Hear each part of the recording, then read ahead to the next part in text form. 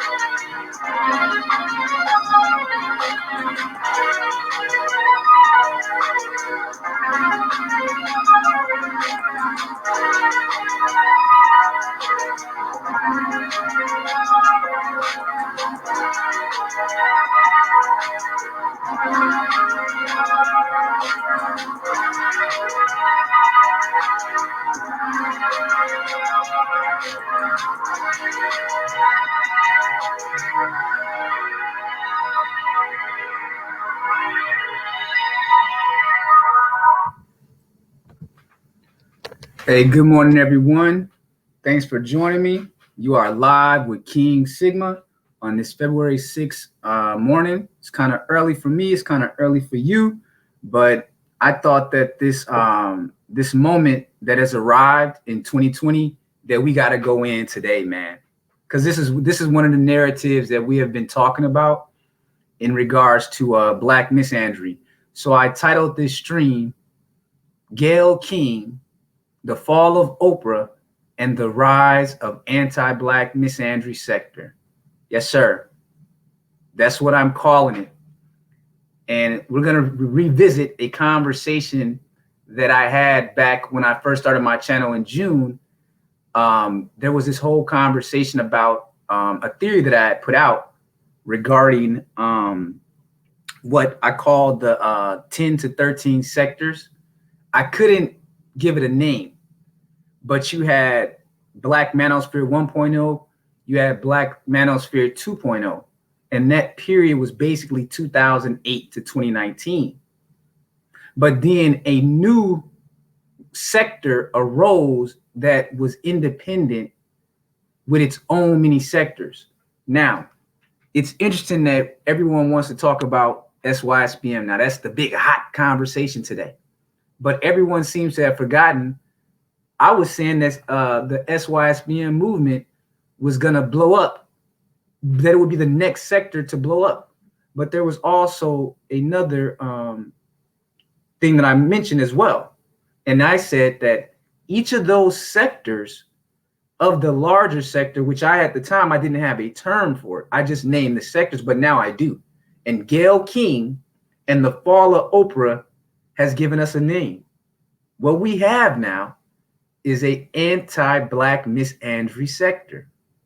And what I'm referring to is that when you talk about misandry in sociology, in gender studies, it's never discussed. There's very few academics that can get away with talking about Black misandry or misandry overall.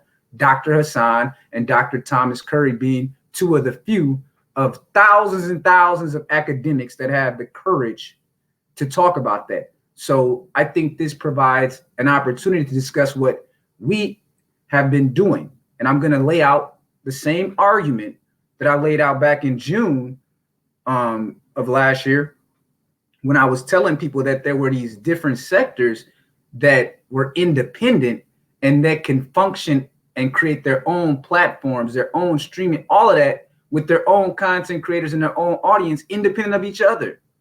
But one of the narratives that I believe that they all had in common was they all were fighting against this narrative that's been pushed over the last generation. And there's so much to this Gayle King thing. There's so much to this Oprah thing, because they both represent boomer women, okay? And in that interview, they were interviewing a third wave Gen Xer, Lisa Leslie, a beautiful, statuesque, dark-skinned ADOS woman. That woman is 6'5" and fine. Never had a problem getting a man. She's married. Successful career, modeling, athlete, well presented. You saw her in the video. We're going to have to get, there is a glitch in the Black matrix in 2020, bro. And I keep telling you guys that it's the fall of the mammy in 2020. And the weapon that we have is internet and these different spaces. And now you have Black male celebrities. And now you have even Black females saying, yo, you boomer broads and you older Gen X women and you Black lesbians and you Black misandries are fucking it up for everybody. They're calling out this shit now. You do have a few ADOS women stepping up to the plate now, publicly, on the celebrity level now. And this is a time to get your narratives tight now. This is a time that someone says, go cut that tree. I'm not cutting a tree down with a dull blade. If it takes a certain amount of time to cut a tree, I'm going to spend most of the time sharpening that blade to save myself the time of cutting it with a dull blade. So the time to sharpen your blade is now. This whole sector of Black men speaking out against the Black misandry, the moment has arrived. You're going to start seeing the people like a Dr. Hassan being approached by mainstream media now, because again, we're going to get into the election. There's so many things to unravel with this, man, because you had Oprah getting called out about the Russell Simmons documentary, all based on allegations and assumptions. Now, here you have less than a month later, Kobe Bryant's suspicious death. Then you have the reaction from the Black Girl Magic Feminists and their white feminist leadership. Now here you have Gayle King, who built her name over the last decade off of Black misandry or tending to do anything that would undermine the image of Black men. And we saw how she exposed the juvenile, emasculated bedbuck R. Kelly, okay? He was so immature. He was so unprepared. So he got in front of that mammy and he lost his cool. He was an embarrassment for Black men. He couldn't take the needling. But Lisa Leslie had more guts, more intelligence than R. Kelly. She didn't fall for the bait. She could have. And we got to salute someone like that at a time like this, man. She could have easily joined in on the feeding frenzy of Black misandry that has swallowed up so many quality ADOS women, trying to get on trends, trying to clout chase, trying to clickbait, trying to get butter fucking biscuits. But she actually stood strong. And now she's getting backup from all the Black celebrities. And we're going to go into that social media thread showing Snoop Dogg coming out. 50 Cent is back at it again.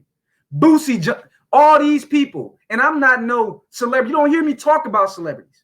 But there are times when you need special ops in any war. There's going to be need for the Green Berets, the Marines, the Navy, the Air Force, the intelligence. There's different segments that need to be used at different times. So if there was ever a time where we need to use Black celebrity, it's when it comes to using them as a sword and shield against Black misandry. But she actually showed some credit. We got to go back to that clip because some people are just coming in. You just got to watch the body language and listen in. So let's go back to that clip, man, because Lisa Leslie was looking at her like, you are one sick, old, post-war Black female. It's the look in her eyes. So before I play it, I just want you all to just look at Lisa Leslie, the way she looked at her, bro. Now, again, we have a third wave baby boomer woman, which is critical that we understand the generation that Gayle King came out of, because her whole life was defined by third wave feminism. Gayle King was 34 years old when the preeminent book on third wave feminism came out, called The Sexual Contract by Dr. Carol Pateman. And no free-thinking Black man should be unaware of that book. At least go listen to some clips of it or whatever, or read it if you want. But you should be very well aware of that book, because 1988 was the year that is considered the start of the third wave feminist movement. We're in the fourth to fifth wave manifestation now. But Gayle King and Oprah and a lot of what we call the Black Girl Magic Feminists and the Me Too misandrists, they came out of that baby boomer generation that hit their 30s around the time that book was released. So let's go back to Lisa Leslie real quick, because you guys got to just see her face, man. Shout out to the brother Gabe. He said, salute to Lisa Leslie. She stood strong. Absolutely, brother. Absolutely. And people have to understand, when someone joins your narrative, that's an ally. When they're against your narrative, they're an enemy. So she may flip it tomorrow, but today she stood strong in a time when the Black Girl Magic Feminists are having a feeding frenzy at your expense. So it's no way I'm not jumping on here and backing up something like that. Because if anything is going to change in Black America, it has to be with the women. Because they are raising 8 out of 10 Black children alone. So we got to get that number down to 20% over the next decade. And we have to get the number of black men even willing to have bastard babies down as well. So when you have an actual black woman who has something to lose by going against the Black Girl Magic Feminines and calls her out on her platform, Gayle King is incest right now. She was supposed to be Oprah's disciple. She was supposed to be untouchable. But 50 Cent took the first shot at Oprah and said she ain't untouchable. She benefits off your silence, black man. And the black woman that support black men and black children, these people have been eating off you for 40 years. They added nothing. It was a slow, parasitical relationship. They were always propped up by the media at your expense. So let's just look at that clip again, man, because I am shook. You learned something. I didn't think that there were any ADOS women with any courage left in America anymore. I really didn't. So I guess I was wrong. They're out there and they're feeling more courage as they see that black men ain't going for it no more. Your rank and file black man is not going to accept unattractive, masculine ADOS women anymore. He's demanding that you bring a quality feminine product to the table and that you stop abusing black boys. The rank and file black man is saying that. The elite black dudes are gone. So Lisa Leslie and women that are out there need to be highlighted. And I'm glad that 50 Cent and those guys came out and said, yo, what she said was real. We need more black women going against these Black Girl Magic Feminines. Gayle King is shook. She went on a tirade this morning for like 10 minutes because she couldn't believe it. She couldn't believe that another black woman said, we're not with this black lesbianism. We're not with this black family destruction. We're not with abusing black boys and misleading black girls into the next 2 generations. And she's hot now. Oprah is finished in 2020. Gayle King is finished. And the Democratic Party, if they don't wake the hell up, they're finished too. They're going down with the Mammies in 2020. We're going to create our own party. We're going to create our own caucus. And we're going to create our own agenda as black men. And either you get on board or get off or get run over. Those are your options in 2020. So shout out to the brothers with the super chat, Hurricane Henry of B-More. We are ready for war. Church Christ the God. The brother Grinch, the Gladiator. Man, appreciate you guys coming through. Cook, I co-sign this message. Man, we all got to get on this today. I want to see every brother drop a response and commentary on this, because you may not get another moment like this. We need to light up social media today. We need to light up these airwaves. Let them know. We see you, Gayle King the Mammy. We see you, Oprah the Mammy. Your time is over with. You do not speak for the black majority. You do not speak for the black working people. And now we're seeing you don't even speak for the black women that you've been claiming you speak for. They were afraid to go at you because you had the backing of the white dominant society. And now these women are saying, you know what? At a certain point, you're cutting off your nose to spite your face. And there are some black women out there that have guts. And for all you black women that stay on here causing chaos, that your whole thing is gossiping all day, you better get on this story too. You say that you care about the black family. I want to hear what you got to say about this. Because you always jumping on Kobe Bryant. You spit on and pissed on that man's grave. And here you have one of his best female friends saying Kobe was a great guy. He was a family man.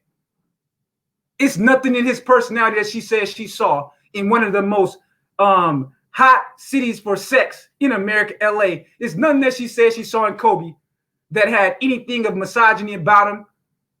He was a shy, nerdy dude. That's what Lisa Leslie said. So let's go back to the clip, man.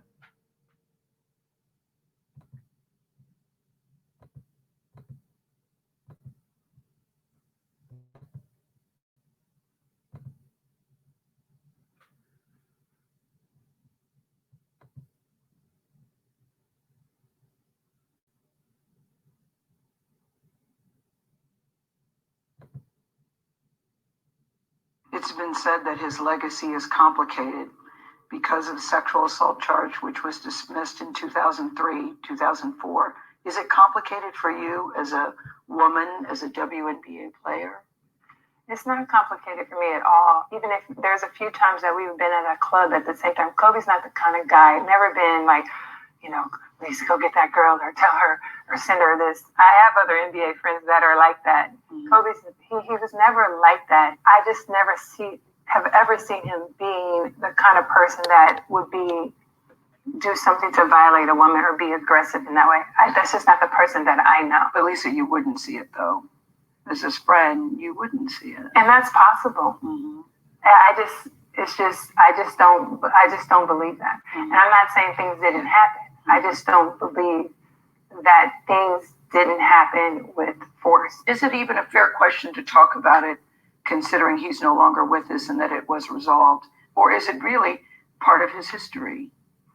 I think that the media should be more respectful.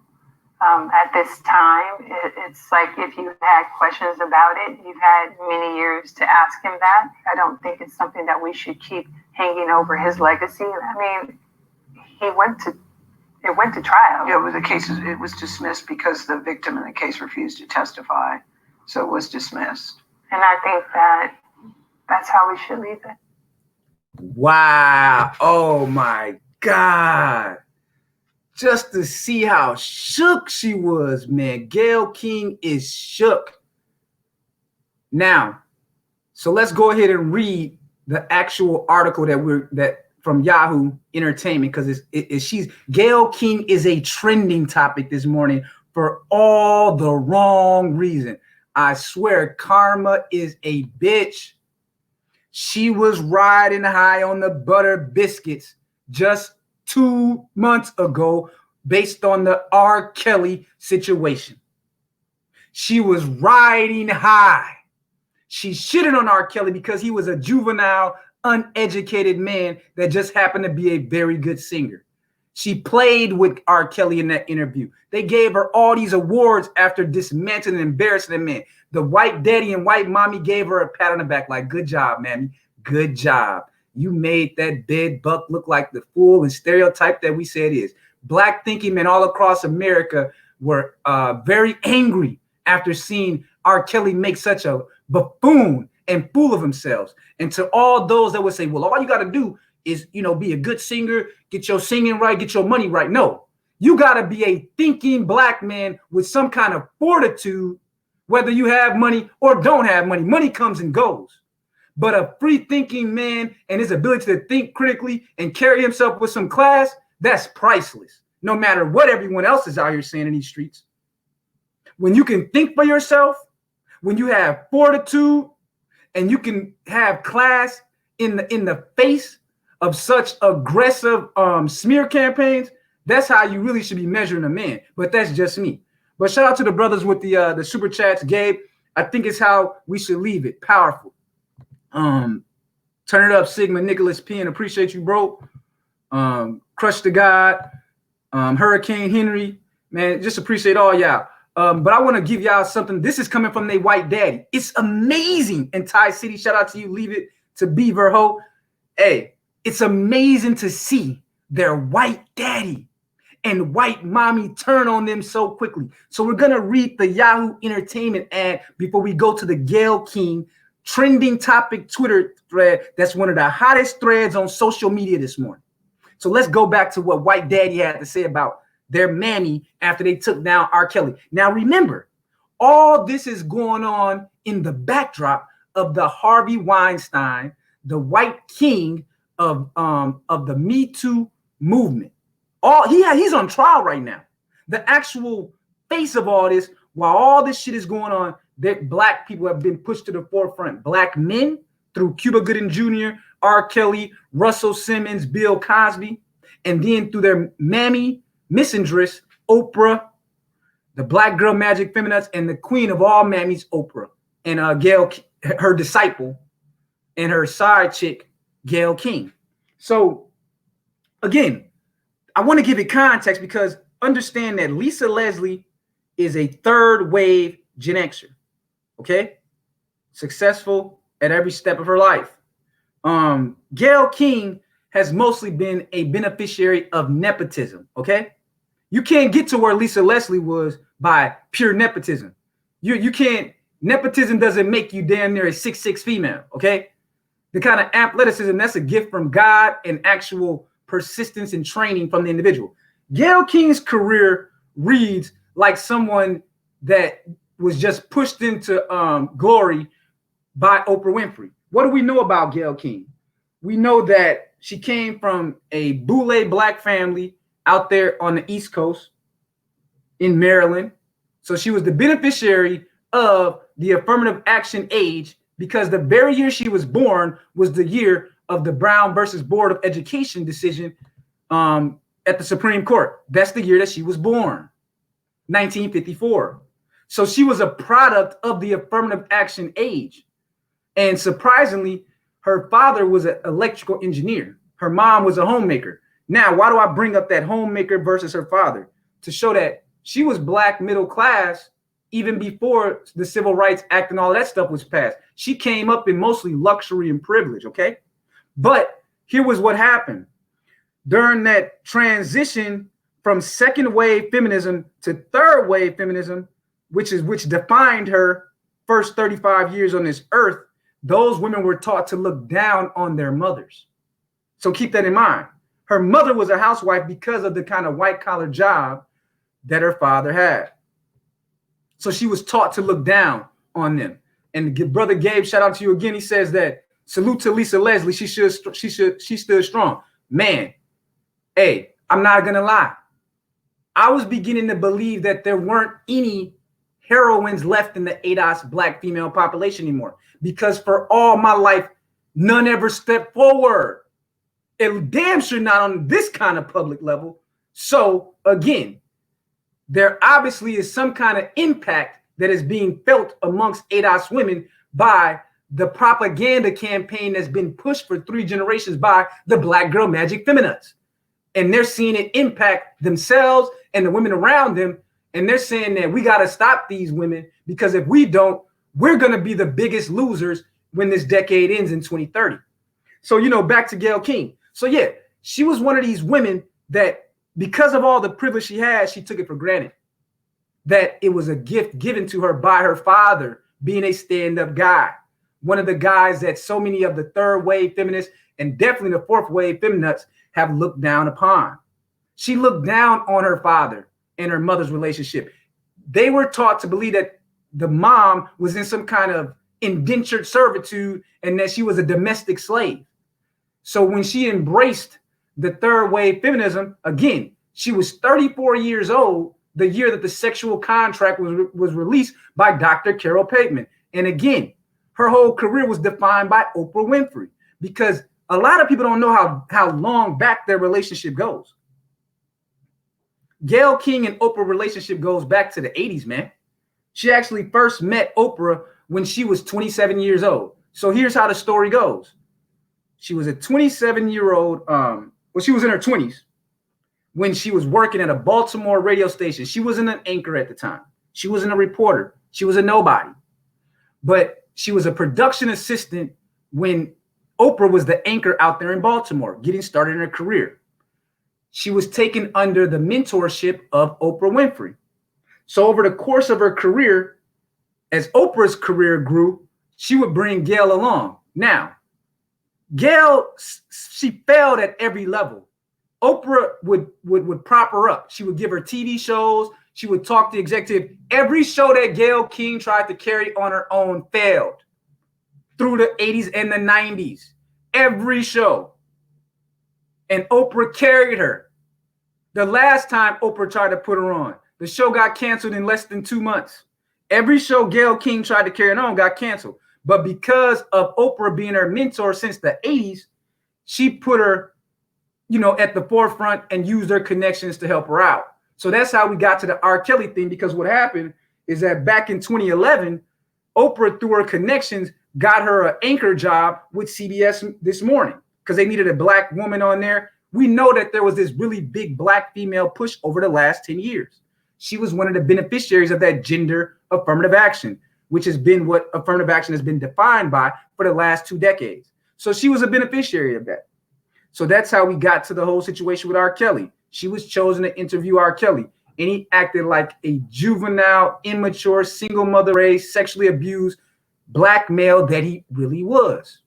Acting a damn fool. Man, they gave her so many rewards after that interview. It was the greatest interview in history. Oh my God. But now she has to feel the heat of the same white daddy and white mommy. I'm telling you, man, this is one of the reasons why I always say I'm about my own self-interest first, and that I'm not joining anything but logic. That's the only movement I'm joining. And I'm all for the anti-black misandry sector and discussions, because that moment has arrived. So let's read the article from White Daddy and White Mommy. Okay. So this is Yahoo Entertainment and what they got to say. So let's see, what does White Daddy and White Mommy say?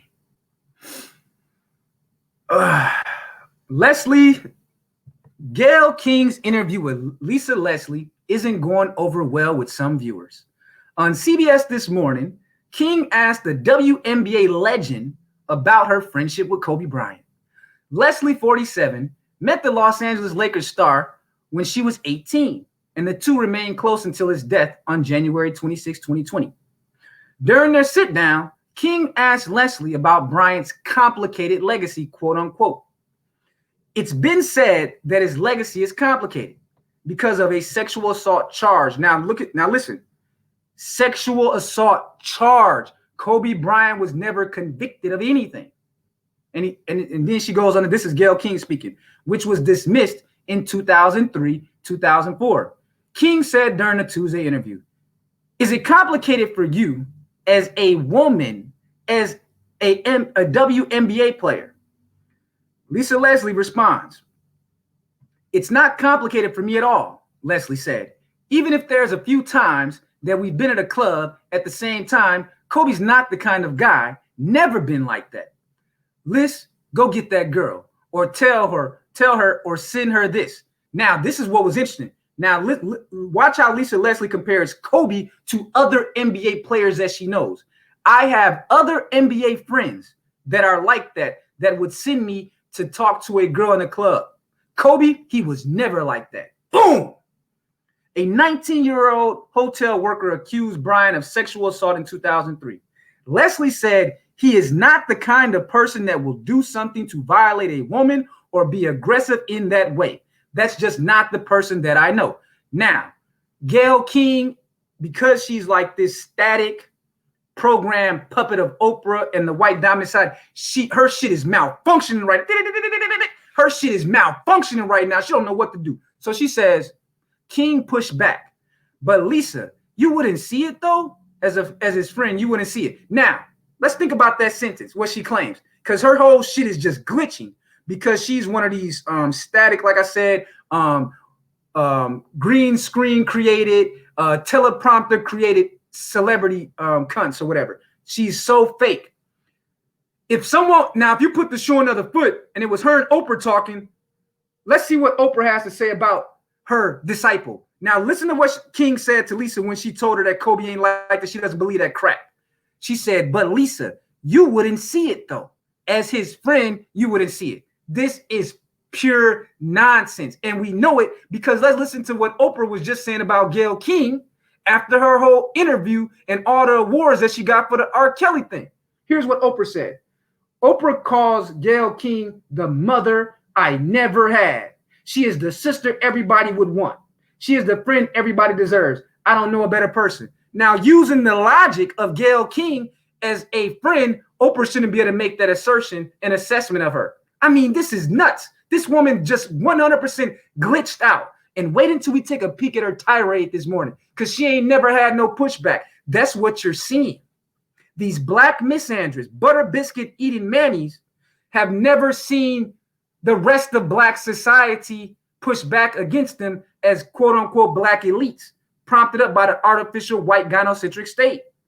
So she going to say, and Leslie says, and that's possible. I just don't believe that. And I'm not saying things didn't happen. Now, I love the way that she responded by saying, I'm not saying things didn't happen. Because yes, she's saying the white girl got fucked. And she also fucked several other guys because when they did the rape kit, the woman had several different men's semen in her. So the way that the media said it is that she was actually the honest to God truth, possibly suspected of prostituting herself as a hotel employee. That's what they suspected. But again, this thing never went to trial because the accuser refused to testify. She got all that money because of the situation that Kobe found himself in. His attorneys, his advisor, his family told him it's cheaper to pay her off than to go through this shit. So she says, and I'm not saying things didn't happen. I just don't believe that things happened with force. So she's denying that any sexual assault happens, and the data proves it. Gayle don't got no response because the fact is he was never convicted of anything. And this woman is not going to join your feminine movement because y'all time is finished.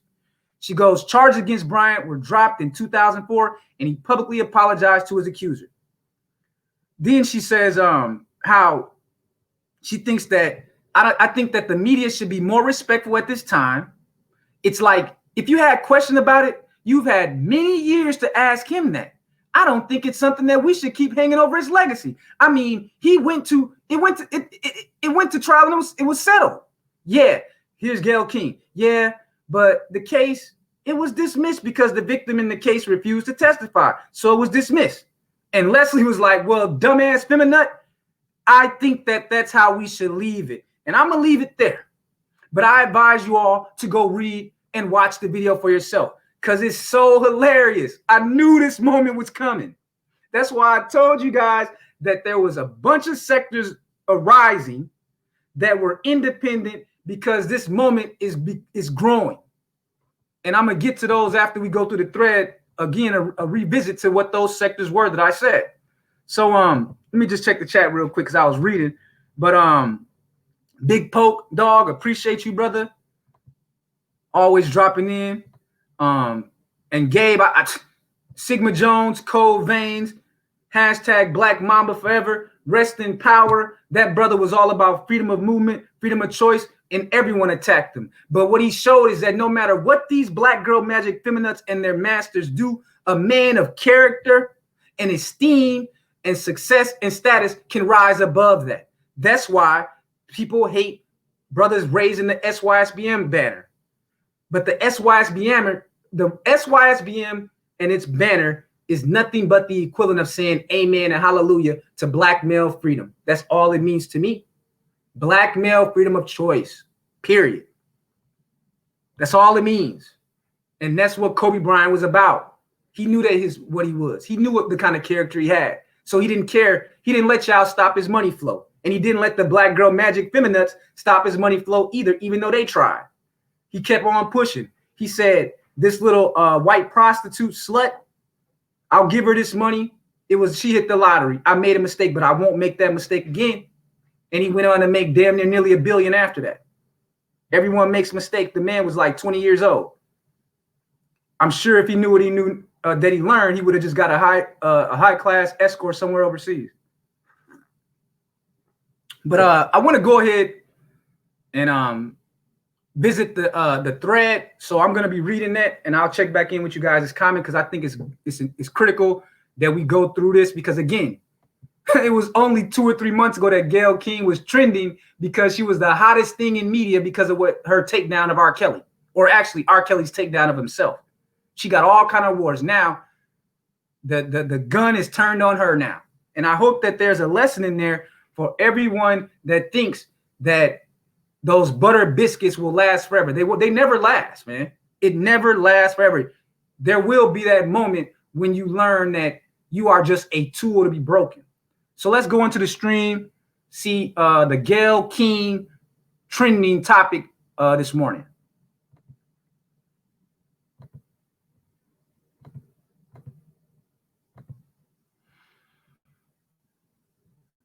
Okay, so I'm bringing this up on the screen for everyone. So this is the hashtag Gayle King, the Mammy thread this morning, currently trending in the top 5 all across the world. She will never recover from this. And we definitely going to get into how this affects the politics this year. So at the top tweet right now is from someone called Black Rose. It says, hashtag Gayle King is out of pocket and needs to be banished from the community. Now, Snoop is shown responding to this. So let's see what Snoop Dogg had to say. Out of pocket for that shit. Let's see what Snoop Dogg has to say about Gayle King. Gayle King. Out of pocket for that shit. Way out of pocket. What do you gain from that? I swear to God, we the worst. We the fucking worst. We expect more from you, Gayle. Don't you hang out with Oprah? Why y'all attacking us? We your people. You ain't coming after fucking Harvey Weinstein asking them dumbass questions. I get sick of y'all. I want to call you one. Is it okay if I call her one? Funky dog head bitch. Homeboy's reputation, punk motherfucker. Family, back off, bitch, before we come get you.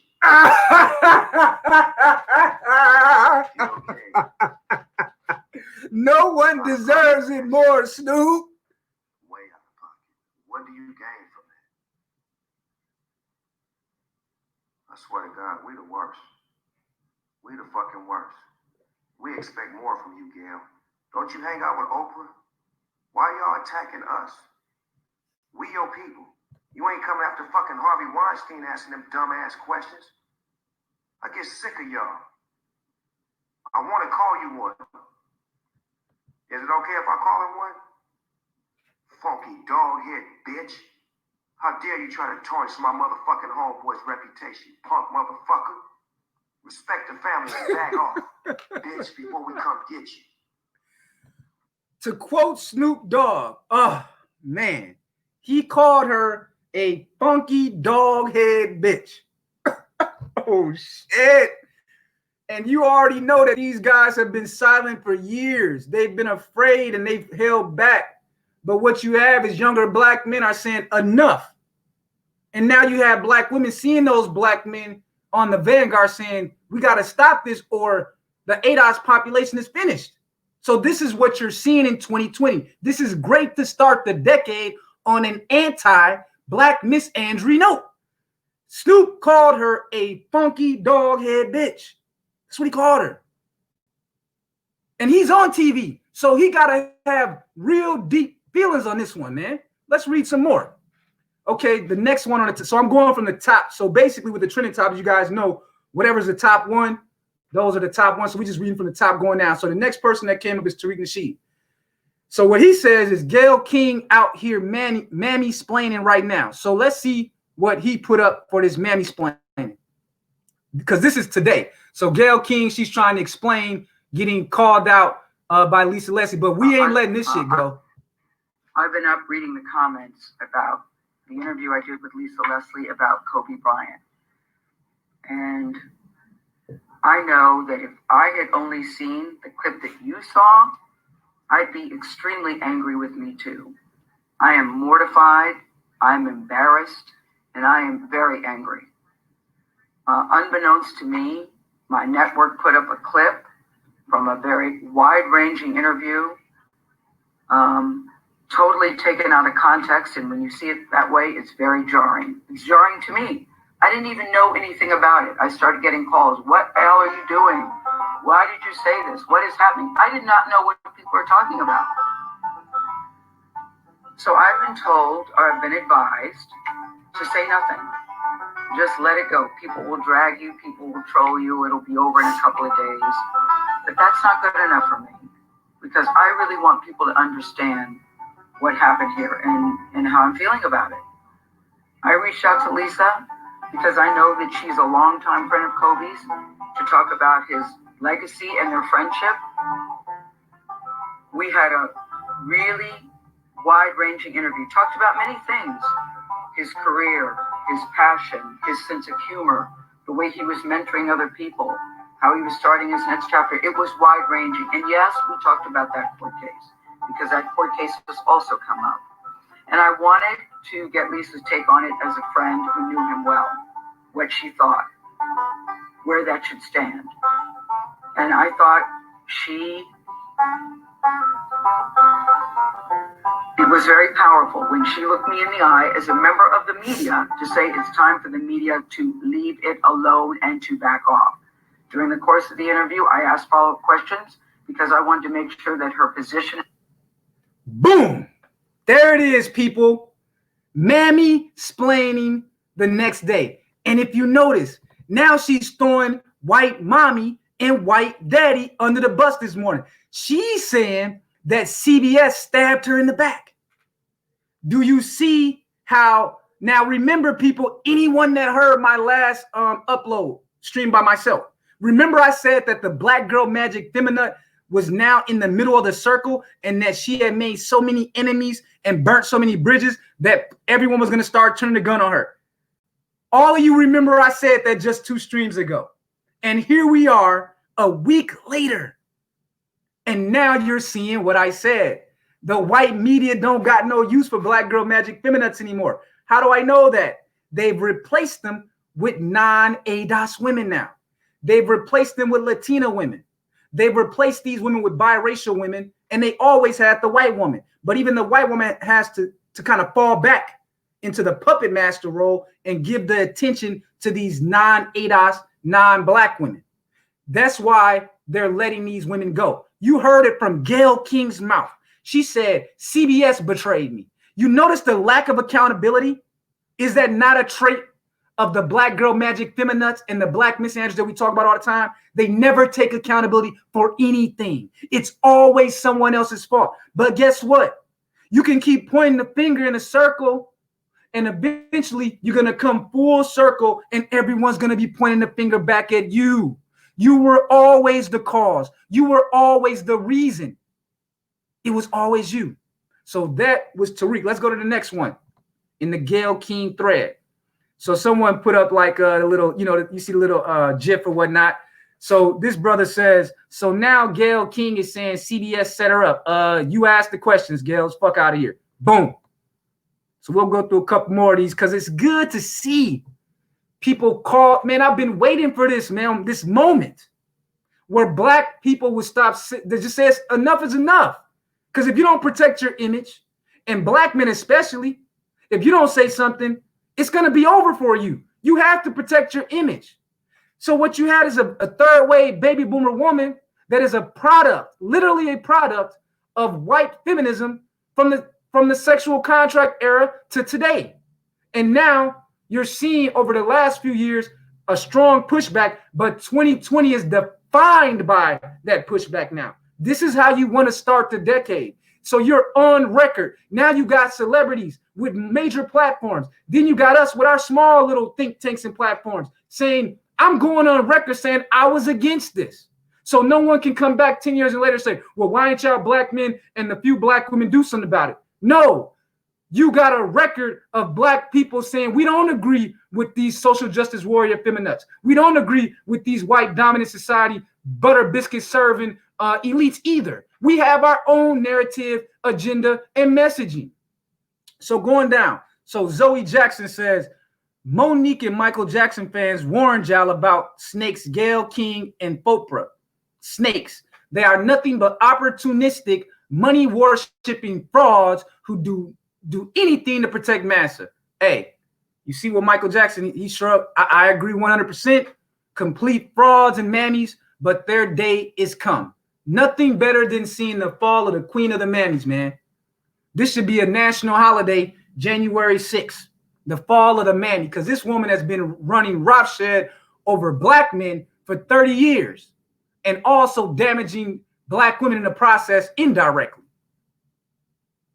So we need to have like a celebration for the next 48 hours. The way that these black feminists had a celebration about Kobe Bryant's death, we need to celebrate the fall of the America's Mammy. So Big Stepper says, Gayle King is on the trading block. Any takers? Might throw in Oprah to sweeten the deal. Facts. We like to make a trade. That woman was splaining, boy. She was splaining. Now she going against white daddy and white mommy. You know she finished. You done, Gayle King. You done.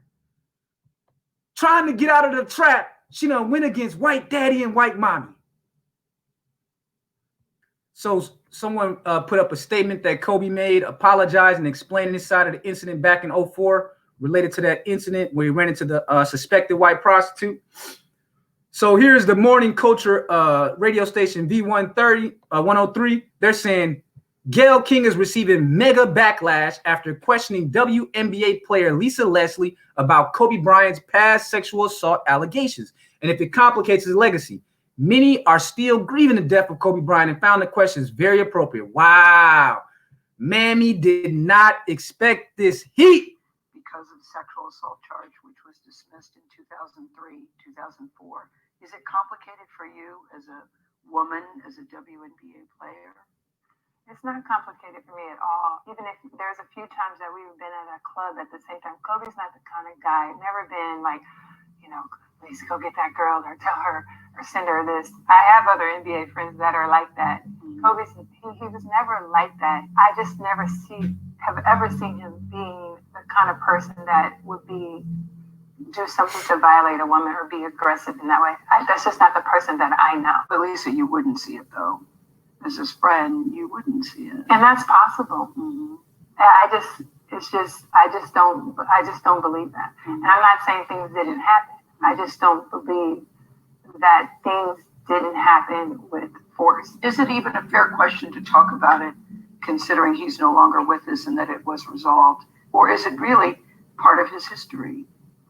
I think that the media should be more respectful at this time. It's like if you had questions about it, you've had many years to ask him that. I don't think it's something that we should keep hanging over his legacy. I mean, it went to trial. Yeah, it was dismissed because the victim in the case refused to testify. So it was dismissed. And I think that's how we should leave it. Hold up. Snoop. What'd you say again? Because I think Snoop, he said something. Oh, man, we got a new one. D.L. Hughley just jumped into the thread. Uh-oh. D.L. Hughley just jumped into the thread in the time that we were scrolling down. D.L. Hughley says, I wonder when Gayle King is going to interview Rush Limbaugh and ask about him being a drug addict. I wonder. I also wonder, DL, when is Gayle King and Mammy Oprah going to speak out on their relationship and all the pictures of them kissing on Harvey Weinstein? There's pictures all over the web that I'm going to show to the audience of Gayle King and Oprah kissing literally on Harvey Weinstein, their white king. Torian Walker says, it's a mistake to assume just because someone shares your skin tone that they're your people. I've been saying this forever.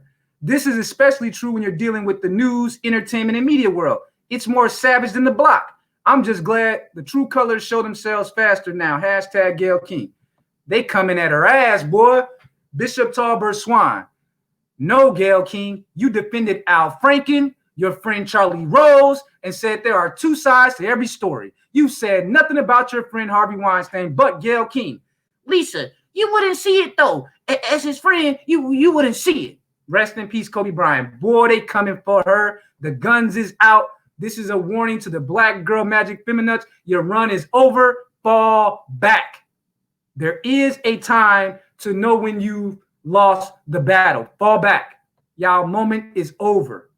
Because when you got the black celebrities and the blue checkmark people speaking out, they're late to the game. The black common man has been at this thing for like 12 years publicly and possibly much longer than that before the internet. But at least in this space since 2008, there have been black men pushing this anti-black misandry narrative. Now the celebrities are jumping on board. Just like I've made a prediction that one of these celebrities would eventually throw up the hashtag SYSBM because they're tired of the nigga shit. They're tired of the black redneck culture. No one wants to be a part of the black redneck culture. And those that do want to be a part of it, y'all go over there. We going this way. You black rednecks, y'all go over there and stay over there. Okay? We're doing a cultural regentrification now. That's what you see going on. There's a cultural regentrification going on. And all these misandries and all these destroyers of the black family, y'all going over there by force. So let's see what they got else. Oh, there it is. There's the picture of Oprah kissing all up on Harvey Weinstein. Let me try to blow it up a little bit. Yeah. Yeah. America's Mammy. Oprah has always been America's Mammy. Why is anyone surprised at this point? She never left the plantation. I've been telling you guys, man. The plantation gynocracy is real. And these are the real mammies of the plantation gynocracy. It does not exist in some kind of bubble. It's an artificially created tyrannical state. And it's the guys like Harvey Weinstein that have funded it. Look at that kiss. Good old, she done so buddy. You know how they love their white kings, boy. Harvey Weinstein, the face of the Me Too movement, the face of the allegations of rape. Hundreds of women done come out, all kind of famous women. Your favorite pinup girl, he done banged her, allegedly, or tried to bang her. But look at Oprah kissing all up on Harvey Weinstein, who is on trial right now in New York for numerous sexual misconduct charges. There it is. Gayle still missed the point. The question shouldn't have been asked, especially right now. Did she ask Charlie Sheen how he still gets to walk around free and didn't tell those women he has HIV? Exactly. I want to know, why is it that I was the one that broke the story here on YouTube about Jason Roger Pope getting 250,000 views? Can you imagine how much more conversation would have been had if someone like a Gayle King would have pointed out that DJ Jason Roger Pope is accused of sex trafficking over 700 black girls and possibly exposing over 700 plus black women to HIV, who is on trial right now for, at the last time I checked, 15 charges? How is that not a story that Gayle King and all Oprah and all these misandries would not report on? Of course, they're not going to report on DJ Kid, because that undermines the narrative that they were paid to push. But no, she don't got nothing to say about Charlie Sheen exposing possibly, he said himself, over 300 women to HIV.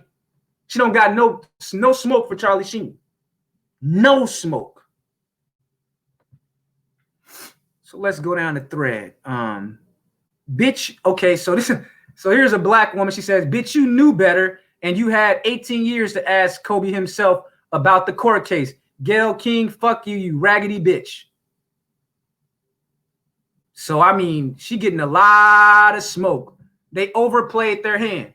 And here's Karan Butler, a hometown homie. He's actually from my hometown, Karan Butler. He says, he's a former NBA player, for you guys that don't know. I'm just a little taken back right now by Gayle King. I'm just seeing the apology for the clip that was published. Please let my brother rest in peace, referring to Kobe Bryant. She getting it from everywhere now, bro. She getting it. And by default, Oprah's getting it. She really sat up here and said CBS set her up when she asked the questions. I'm just not understanding why she is trying to play victim at this point. Hey, Sister Alexa, they always play victim. That's part of black girl magic feminism. It's always somebody else's fault. The imaginary patriarchy, the imaginary boogeyman, the black man, all black men, just like the fake hoax rapes cases where black women at the end of the year were saying that this black man tried to kidnap me, this black man tried to rape me. They never take accountability. So that's why she's playing victim. That's built into their ideology. You never accept responsibility for your actions. She's a coward, and her time is up. Let me see. So let's see this person, Misha. Fuck your response. You didn't have to mention that part of his life, period. It was over. Just like you mad at you station, we mad at you because you should have knew how tasteless this was. You see what your girl did? You fuck up on this one, no take back. I gotta agree. The grammar was kind of sketchy there, but I get the point. This person says, when you don't work for yourself, you do anything to stay paid. Well, on this, we talk a lot about that get the bag prostitution culture over here, and I have to agree with that sentiment. When you teach a person that the only values that matters is the bag, their whole sense of honor, morality, all of that stuff will go out the window. And that's what has happened with Gayle King. She's prostituted herself out to people like Harvey Weinstein in order to further her career. And we know that she lacks talent because every time she tried to carry a show on her own, it was canceled in less than a couple months every time. So if you take Oprah out of the equation, she would have never got as far as she got. That's just a fact. And you can go look at her record yourself. Every show canceled within a few months. She couldn't carry a show. She was a wannabe. She doesn't have the charisma or the charm to carry her own show. If you actually look at Gayle, she just looks like this old post-war stone-faced woman. No energy, a dead carcass trying to do an interview. And that's why she couldn't carry her own show. It's going to be very interesting to see how Oprah comes out, because Oprah going to have to come out in the next day. She can't let it go 24 hours without coming out. We'll see if Oprah will come to save her disciple, or if she will let her get thrown in a bus to save herself, or if she's going to go down with the boat. I think Oprah, if I know Black Girl Magic Feminists and get the bag prostitutes, they never go down with the ship. Even if they claim to be your friend and an ally, you're going down before they're going down. Ain't no kamikaze shit going on with the Black Girl Magic Feminists. So we'll see what Oprah does. So let's see what else we got. Oh, there it is. So there's Gayle King with Harvey Weinstein. Okay. One of the biggest trials of sexual misconduct in the face of Me Too, and she don't got nothing to say about that. She'd rather be talking about Kobe Bryant. Dear Gayle King, when are you going to do a story on your bestie, Harvey Weinstein? I'll tell you when. Never, or in order to do damage control, she might be forced to do it on Harvey Weinstein, but I doubt it. Because again, the reason that they can't touch Harvey Weinstein is he's so interconnected with that whole Hollywood set and the Hollywood, producers.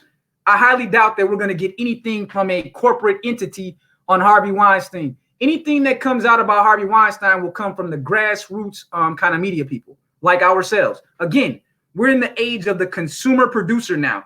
We produce the content that we like to consume now, and we do it together. It's a collaborative effort now. We're all doing content production together now. The audience, the content creators, there's a blurred line now.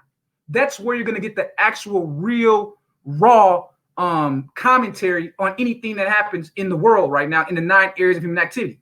So you're not going to get that from CBC, ABC, CBS, and all these kind of networks. You're going to get it from grassroots people who actually say, hey, I'm going to go ahead and create a documentary and call out Harvey Weinstein since they keep on coming at black men. That's why I created my commentary on the Surviving Bottom Shelf Brad series, where I highlight how these same white dudes that they try to promote and pedestalize and worship are the same ones doing all these murders and crimes, and they don't get no media spotlight. That's what we're here for.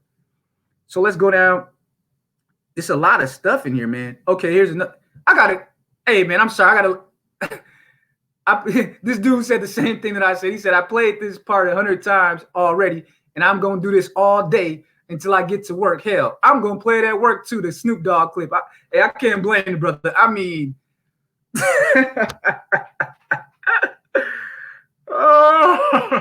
oh man, Snoop said it, man. I mean, I can't say anything better, man.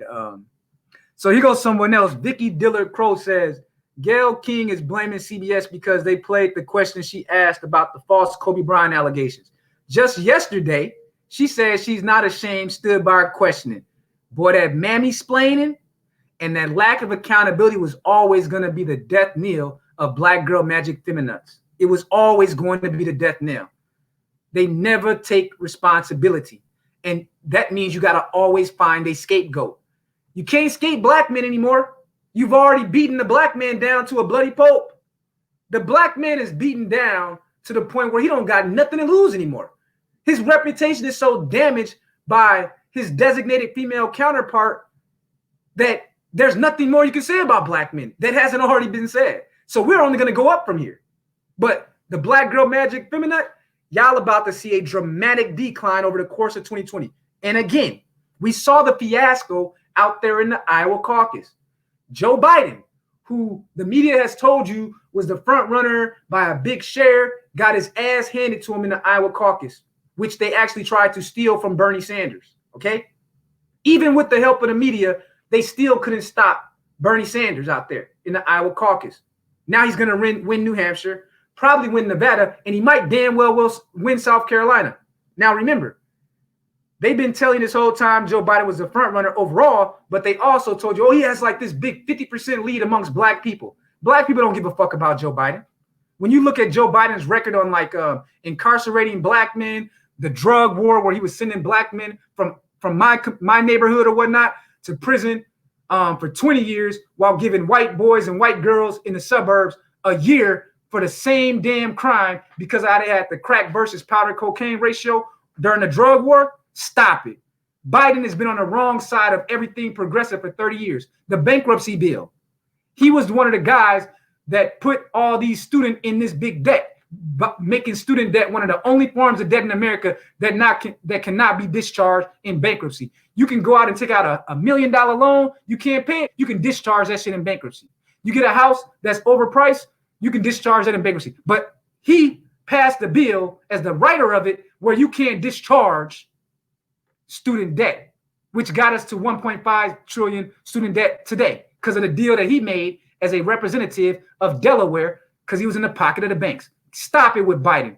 You heard it here. Biden goes down in the next 30 days, and you'll see the rise of Bloomberg as the corporate side of the Democratic Party, going against Bernie Sanders and who I think eventually will get it, Elizabeth Warren.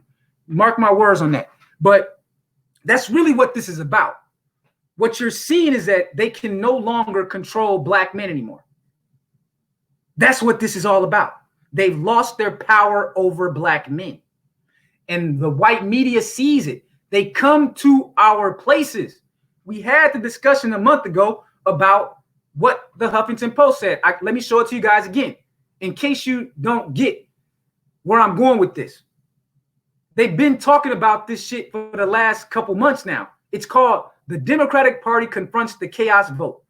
And we know from the article, I'm not going to go and read the article again, but it's there for you all to go check. It's called The Democratic Party Confronts the Chaos Vote. And I recommend, if you want to get a handle on this, that you go read it. They understand that the black male voter is the swing voter of the new age now. Because forever, he was on board with voting with the Black Girl Magic Feminists. But all the benefits of those policies went to elite black women like Gayle King and Oprah. Now, those benefits didn't really go to the rank and file black ADOS women. They're suffering more than ever. On average, look at we don't even got to go through the statistics. The benefits accrued to the 1% of black women. I'm going to tell you that right now. The other 99% were left behind completely. Black men saw this shit and they started abandoning shit. And they started panicking in 2016 when they were looking at the numbers of black men that abandoned the Democratic Party at a 20% clip. That was 2016. Now, and I've been saying this forever, and my prediction was that half of black men will vote for the Democrats and the other half will either not vote at all, vote for the Republicans, or vote third party, because no one talks about the third party vote. Black men were overrepresented in their third party votes in 2016 at a 7% clip, not too far behind black men that voted with the Republicans. Because black men are saying, we really don't got a party. So we might as well go with the parties that's talking about free markets and that will get off our backs. That's what the libertarians are saying. They want a shrunken welfare state, less prisons. So that's why you see a lot of black men going with the libertarians, because they feel like the Republicans helped sign those drug war bills. The Republicans helped destroy the unions. So they're like, who is the friend of the black man? We really don't got no friend but ourselves and the agenda that we create for ourselves this decade. So I'll read a couple more of these comments and then I'll get back to the chat. But so someone says, I see Gayle King is the #1 trending topic. We've been new and tried to tell y'all about Oprah and her sidekick Gayle. This is lovely. This is great. Black men get shitted on as a sport 24 hours a day, 500 years over the last 5 centuries, bro. And it seems like finally the internet, being the great equalizer, is giving us that payback moment.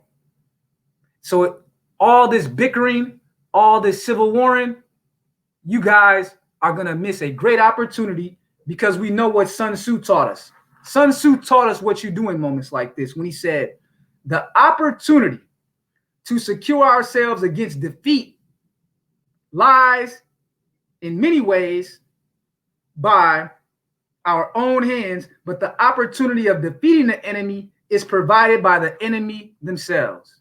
Let me read that again for you, straight from the master Sun Tzu. The opportunity to secure ourselves against defeat lies in our own hands, but the opportunity of defeating the enemy is provided by the enemy themselves. That's a powerful statement right there, bro. Gayle King, Super Mammy Oprah, and the Black Girl Magic Feminine regiments have provided the gun by which they will actually destroy themselves. So this is not a time for all the bickering amongst ourselves, bro. And who I'm referring to is what I call the anti-Black misandry sectors. That includes SYSPM, Red Pill War Room Brothers, Black Pill Nihilists, Purple Pill Town Hall Brothers, Ibmores, Passport Brothers, the highbrow Black education sectors, Black female fuckery sectors, the Negro Manosphere, Wolf Lifestyle, and the Masculine Order. And that's just my own personal list that I keep of my own observations. You all may have even more sectors that exist, but when it comes to Black misandry, neo-masculinity, and a destruction of the Black gynocracy, the artificial state, those people in those lanes are the ones putting in the work. You might have a longer list or a shorter list, but that's my personal list that I keep as I observe what I'm seeing in these social media spaces. So I predicted this last year that this would happen. I just didn't see it coming this fast. Life comes at you fast sometimes. And these are the kind of conversations I'm going to have. And when I started this channel back in June, first time I told you guys what I wanted to do is talk about the Black misandry narrative. That was the very root of me creating this channel. And I've stuck with that. I just didn't realize that that was actually a sector itself. Just wasn't no name on it, but that's what we have. An anti-Black misandry sector in these Black social media spaces, at least. And a lot of people, not just men, are sick of it because they're seeing the damage that it's doing. How are you a Black woman, a Black mother, that can look at these Black girl magic feminists doing so much damage to you and your children? Because if you destroy the Black boys, you have no future. And you have great voices that have been in this space saying it long before I joined this space in 2018. Preceded me long before me, and they never got half the credit. They will never receive the credit that they deserve because they were the pioneers of these conversations. And unfortunately, that's what happens sometimes. When you are the pioneer, you get a statue sometimes, but you never get the credit. But I always try to give credit to the Black men that will never get full credit for holding the line and being pioneers in these conversations before this 2020 arose. The internet, the ability to monetize, the ability to be independent just wasn't there at that time. But in 2020, it is. You got Black men every day creating their own websites now. We've actually moved beyond just being on YouTube, Twitter. Black men are actually having how do I create my own website to supplement whatever I'm doing on the larger platforms? So it's only going to get bigger and better going forward. So this brother Damien, loving how Lisa Leslie just served it right at her with so much grace that Oprah didn't even catch it. And this dude looks like a white guy.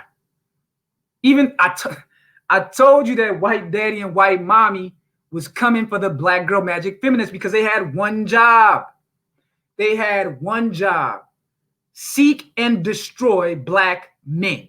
That was the one job that they gave to the Black girl magic feminists. Seek and destroy Black men. They had one job. And now all of the white daddy and white mommy are looking and they're saying, damn, we got to get rid of this B21000, as Tommy Sotomayor calls them. I think Tommy Sotomayor calls them the B21000. So what has happened, the B21000 Terminator model is done. It's outdated. So they're going to have to figure out something else. So that's where it's at. So basically what they're doing, they're discarding that BT1000. I think that's what Tommy Sotomayor calls him. I don't know if he refers to Gayle King's version as that, but that Black Boule, Black girl magic feminine, she's finished. And it's some Black girl magic feminists listening to this right now. I'm telling you, You can take heed, or you can continue pushing down the path that you're pushing now. Moments change. You had a good run. You shitted on black men. You shitted on the black boys. You shitted on the black family and indirectly destroyed these black women that had a chance to be quality women. And now they are firing back. Stand down or be erased. It's your choice. See what else a couple more people said. But I just wanted to share this Gayle King thing with you all, man. It was just too funny for me. This dude went in. Oh, man, now they cooking. This brother says, you ugly, man-looking, dusty swish broom head ass, strong neck having ass, tranny feature having ass, wig on an old tree branch looking ass, fucked up Lifetime, biopic Whitney Houston looking ass, corpse makeup wearing ass, bitch. Gayle King. Wow. Brother had a lot to say.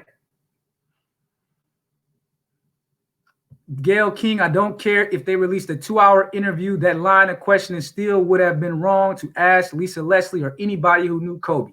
She attempted to shatter Lisa Leslie's opinion of Kobe as a person by painting him as a monster. So I'm just going to go back to the top, and then I'm going to close this screen out and see what you guys had to say about it. But because they usually put the celebrity blue checks up. So this thing is moving too fast. Even the media's clowning Gayle King, man. The media is clowning her, man. Her own white daddy is sacrificing her today. They're not going down with you, Gayle. Did that fake ass Michael Jackson shit to tarnish his name with them lying ass kids, and here she is with a known rapist smiling and laughing.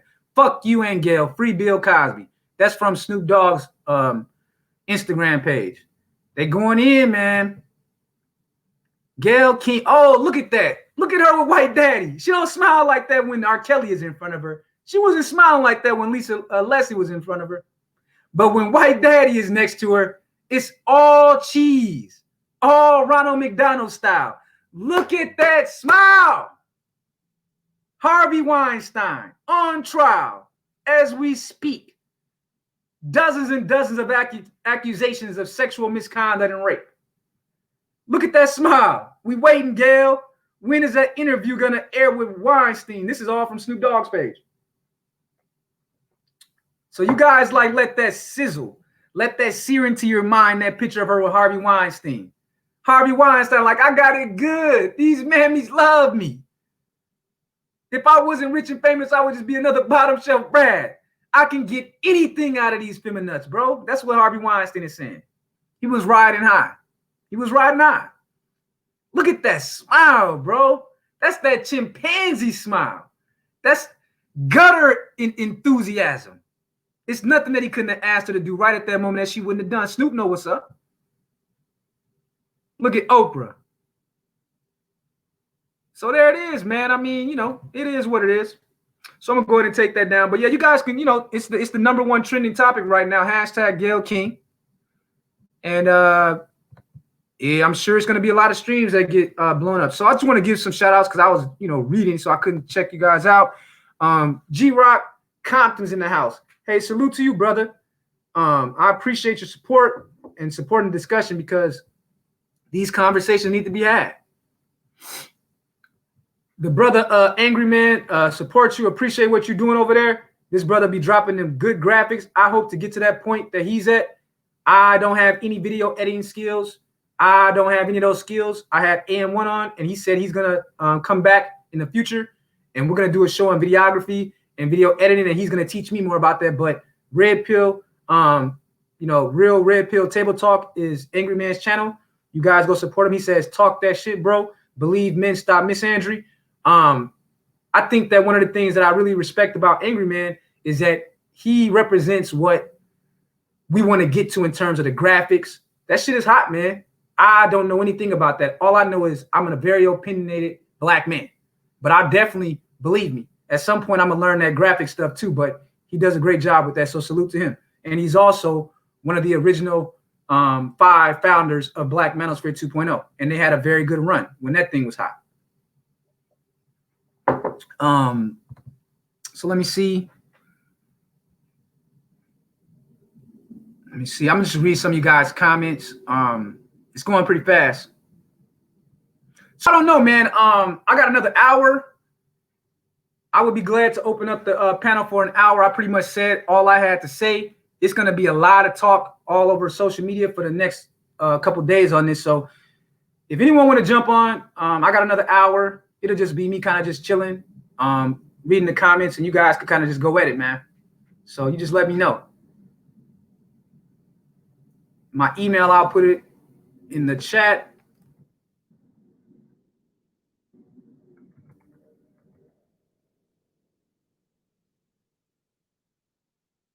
That's my email if you want to come on. We can do it for an hour because I know a lot of people have been waiting for this moment, man, when actually it went mainstream. And that's why I'm telling brothers it's time to get on code, man. It's time to get on code against this misandry. Because if you don't get on code, they're going to send their agents of chaos amongst you to get you off topic and get you fighting amongst each other because they assume that the old model that they programmed into you, what I call the head nigga in charge syndrome, that plays into your emotions, that plays into your ego, where they want to tell you you're the better than that man over there. So then you get to play into your emotions. That's what they want from you. And we can't allow that. Not at this moment. Y'all can have that conversation in 2021 after this. This is an important moment that if there's one thing that black men, if you care about the image of black men, you can all agree that misandry is one of the biggest social problems and ideologies out there right now. And that's where I think that you should focus the canon on, this whole black misandry and overall misandry that came out of the third and fourth waves of feminism. But that's just my opinion. But I did want to play a clip. I kind of had a clip of when I made this prediction that this sector was going to arise back when I started in June. And I don't know if I can get to the exact point, so I'll try to see if I can go right to when I said it. But that's why I'm laughing at all this discussion and all this clickbaiting and clout chasing about hashtag SYSPM. When I said that SYSPM was going to be the largest sectors damn near 6 or 7 months ago, everyone thought nothing of it. It was no conversation around it. Now, all of a sudden, they're putting out articles. That ain't even the mainstream where those articles came from. So let me go ahead and quell that discussion as if people keep talking about SYSBM arose for this reason. It arose because a grad student had put out hit pieces originally against Black Manosphere 2.0. Then he came back when he saw SYSBM and he put out a hit piece against them. That's how that's not mainstream. That's one graduate student who has a hard-on for Black free-thinking men having conversations that expose misandry. Unlike some of the other guys, I've actually read academic reports in the journals about their attacks on the manosphere. I'm actually reading the academic reports that actually are the memos that the DNC is putting out about not the Black manosphere. They're going after the white manosphere first. We're the appetizer. But I've been telling brothers, that's what y'all need to be reading. That's what you need to be discussing. And I sent that journal. This is at a journal level in academia. I sent it out to many brothers. And I'm going to do a panel eventually where we actually break down unreleased to the public memoranda from academia across like major universities where they actually have a whole like 10-point plan of how they're going to go destroy the white manosphere in 2020 before the election. And it's very critical that we Black men that are in these anti-Black misandry spaces, that we understand all those talking points and through our discussions with each other, develop responses to this poppycock shit, this nonsense that they're going to put out to try to get us to the polls to vote for their feminist candidate, which again is going to be Elizabeth Warren. So let me check my email because someone hit me up that wants to come on. All right. So we got two brothers that want to jump on. We're going to do this until 1 p.m. Central Time. Then I got to roll. So let me get that out to them. But you guys better get on code. And if you don't know what code I'm talking about the code of anti-Black misandry, because they're coming for you after they're going to about to turn that cannon on the white manosphere. Pretty much started about March 1st, because they're going through the process of the first 4 caucuses and primaries, and they had that disaster in Iowa this week. They're coming after any kind of red pill kind of conversations, but they really don't know as much about the black men as much as they do about the white guys. So they're gonna come at them hard, and they're gonna be coming at us probably by the summer. So you guys better learn those talking points.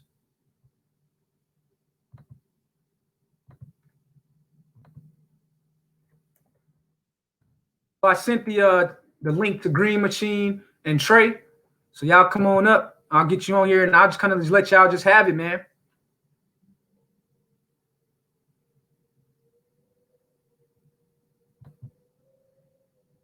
So let's see. So yeah, Green Machine, check your email, and Trey, check your email, man. Look at some more of these comments. It's moving kind of fast, man. Stream's moving kind of fast, so it's hard to keep up with y'all comments. So Turbato says that Suzanne Wojcicki just announced another plan of attack, of course. But the problem she has is that you got a black man, a free-thinking black man with the great coding skills that already put up his own site called FS Avenger. FSAvenger.com, freedomofspeech.avenger.com. Then you have slanevil.com. Then you have Dominique Magazine with his own website. Then you have the Negro Manosphere with his own website. Angry Man, he was just in here. He has the angrymanchannel.com. He has his own space. This is just the beginning. I keep telling you guys, man, this is just the beginning. There's nothing that YouTube can do at this point. In fact, I think one of the best things that YouTube did was create that rated R content option, because what it allows is that what YouTube found out is that all they have to do is stamp an R rated on there, and they can still make money off the kind of content that they wish that they can get rid of. But they're not stupid, bro. YouTube listens to our streams, man. You will be shocked to find out that they listen to our streams. What's going on, King Sigma? Hey, man, I'm just having hey, this is National Free Yourself Black Man Day, bro, as far as I'm concerned. Well, first and foremost, I'd like to thank you for having me on the show. Yes, sir, man. I'm glad to have you on. I'm not familiar with you. This is your first time on. What drew you to the conversation this morning, brother? Oh, I've been following Mr. Research and yourself, MOT. I mean, several individuals across the spectrum in the manosphere, and I've been kind of on the fence whether I should start doing my own content or not. So I figured I'd start out by speaking with individuals like yourself, and then kind of work on from there. Yeah, that's kind of like how this thing works, man. You know, this is an important month for me because February is the month that I joined in. February 2018 is when I first discovered black male YouTube. You know, I probably had the same trajectory as you did. I came through Mr. Neely Fuller, Dr. Chris Wellstein, their comments and their podcast, and that kind of led me over here. And it wasn't until the last 7 months that I decided to create my own channel.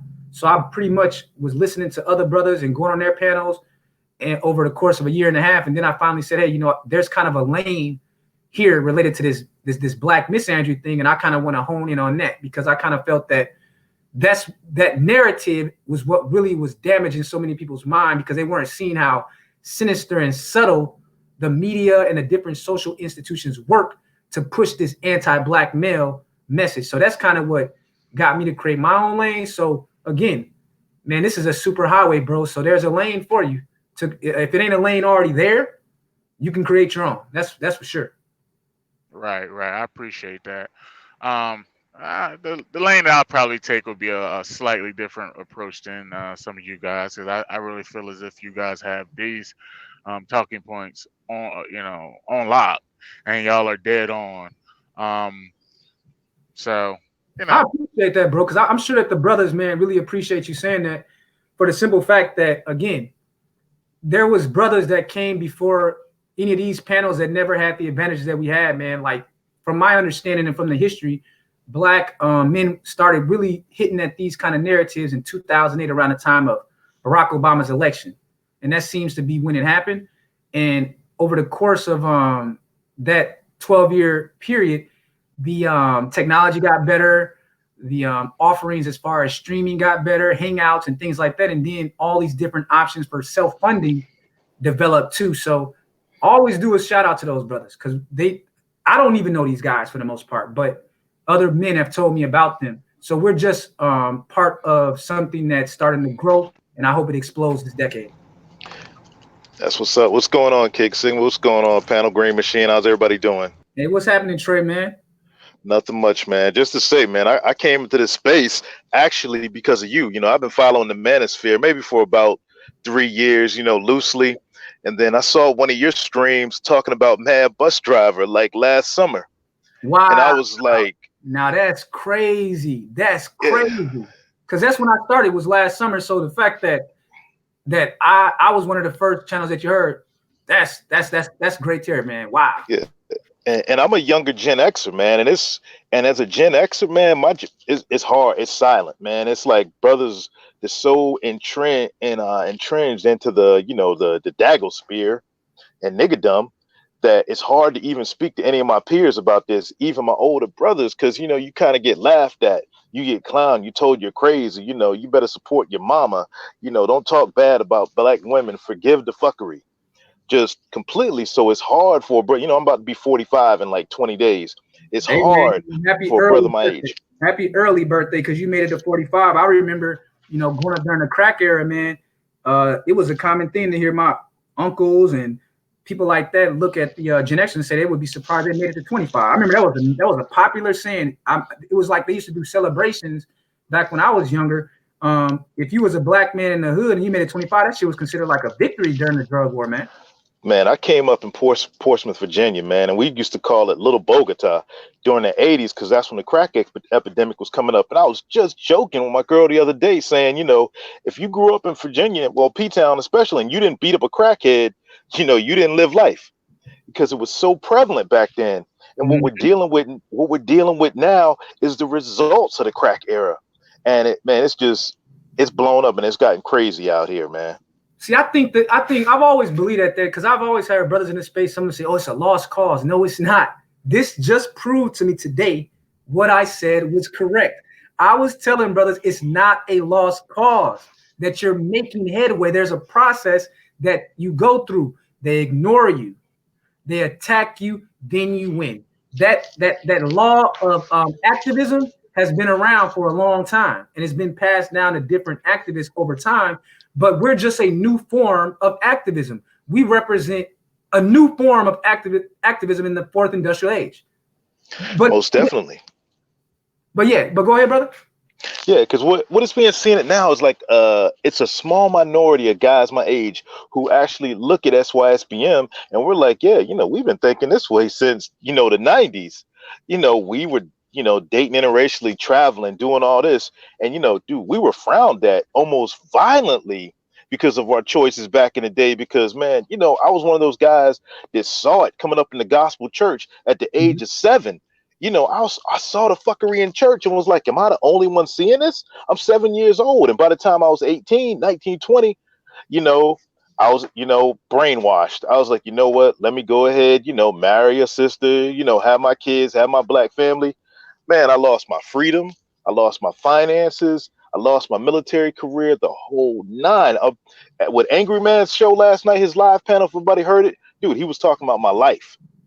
And it's so good. It feels so good to hear brothers, especially y'all young cats, going in on Gayle. Man, I had an evil smile on my face this morning listening to Snoop. First thing I saw on my feed this morning. Oh yeah, when I saw that Snoop, when I saw it hashtagging, we already knew that. The first thought I was like, damn, R. Kelly must have got sentenced. That was the first thing that came to mind. Because you know that's how he got all this clout was from R. Kelly. You know they don't care; they will sell you out.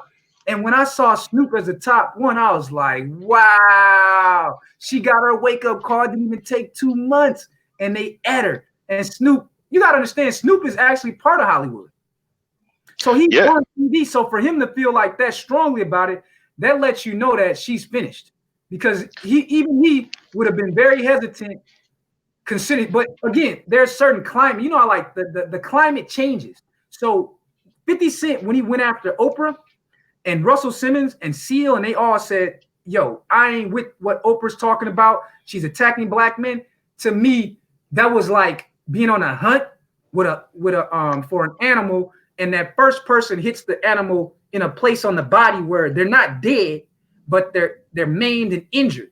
So 50 Cent took that. So it's like the black men in these spaces have kind of we've been shooting at that animal, and we've been hitting like lower areas on the body.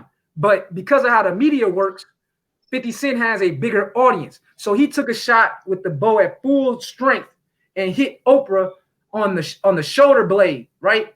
And now they're pulling out the arrows and they hit nothing but the heart, the liver. They hit all the critical parts right now. That's where we are in 2020, man.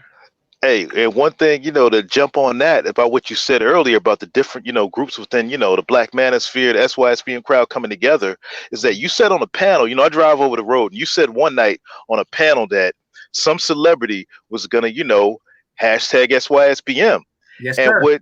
what we didn't expect was it would be Gayle King to do it. And what she inadvertently did was she's basically uniting Pookie, Ray Ray, SYSBM, Manosphere, Igmore, Black MGTOWs. All these brothers are now looking and saying, man, Gayle just came, are uniting because, basically, the vice president of the Magos came at us. Exactly. That was the point I was trying to make. Because when I was talking about those 10 to 13 sectors, I never could put a name on it. You know what I'm saying? Because there was so much controversy about Black Manosphere 2.0 back then.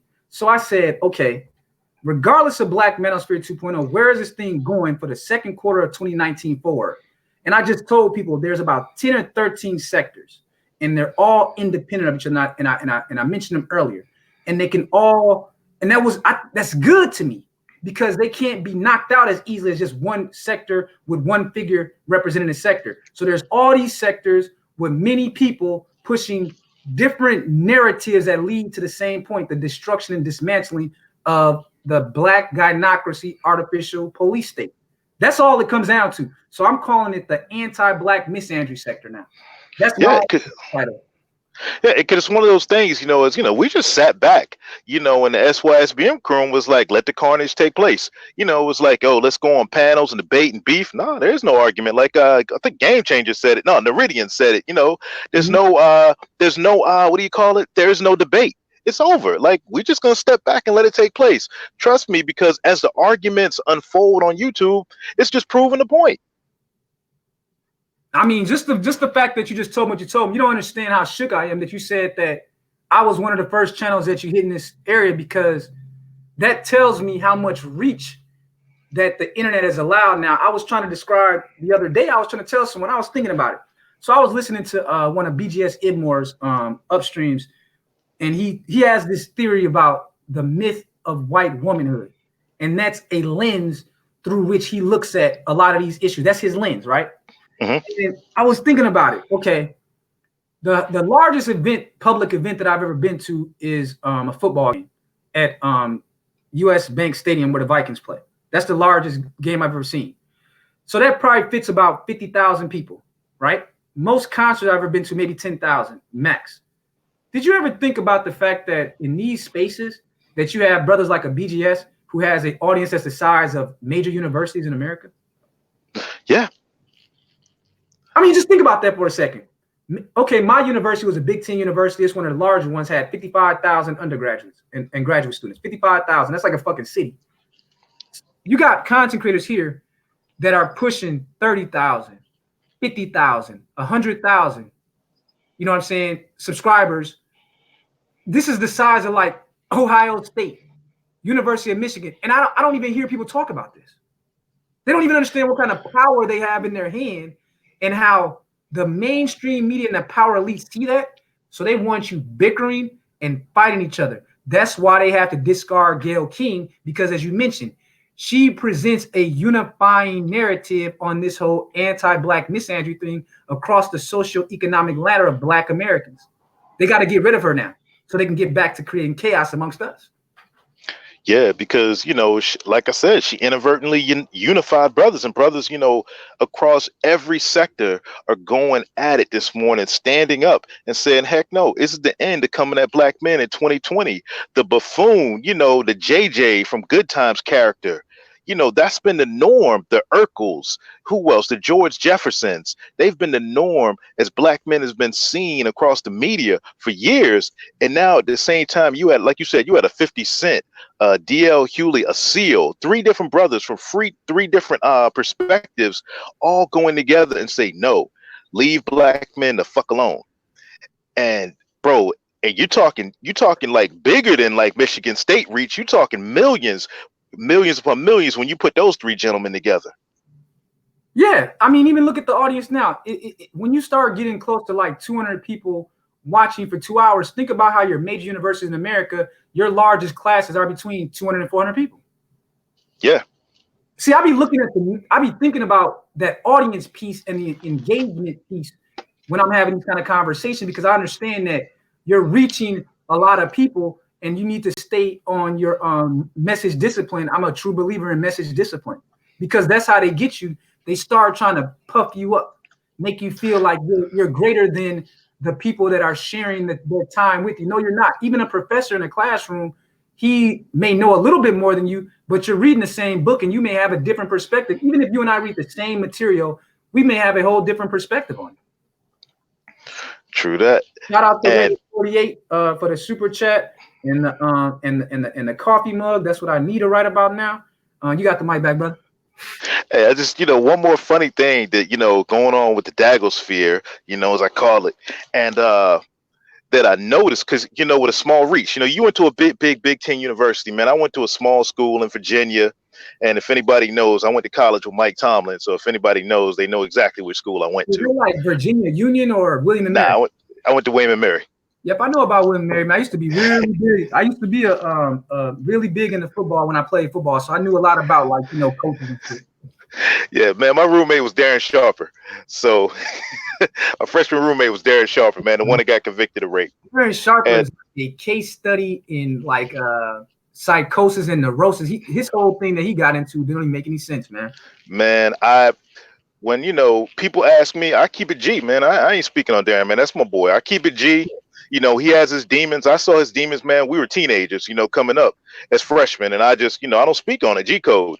I'm like, he got to do his time and serve, and I hope big prayers go out to him and his family that they get through this.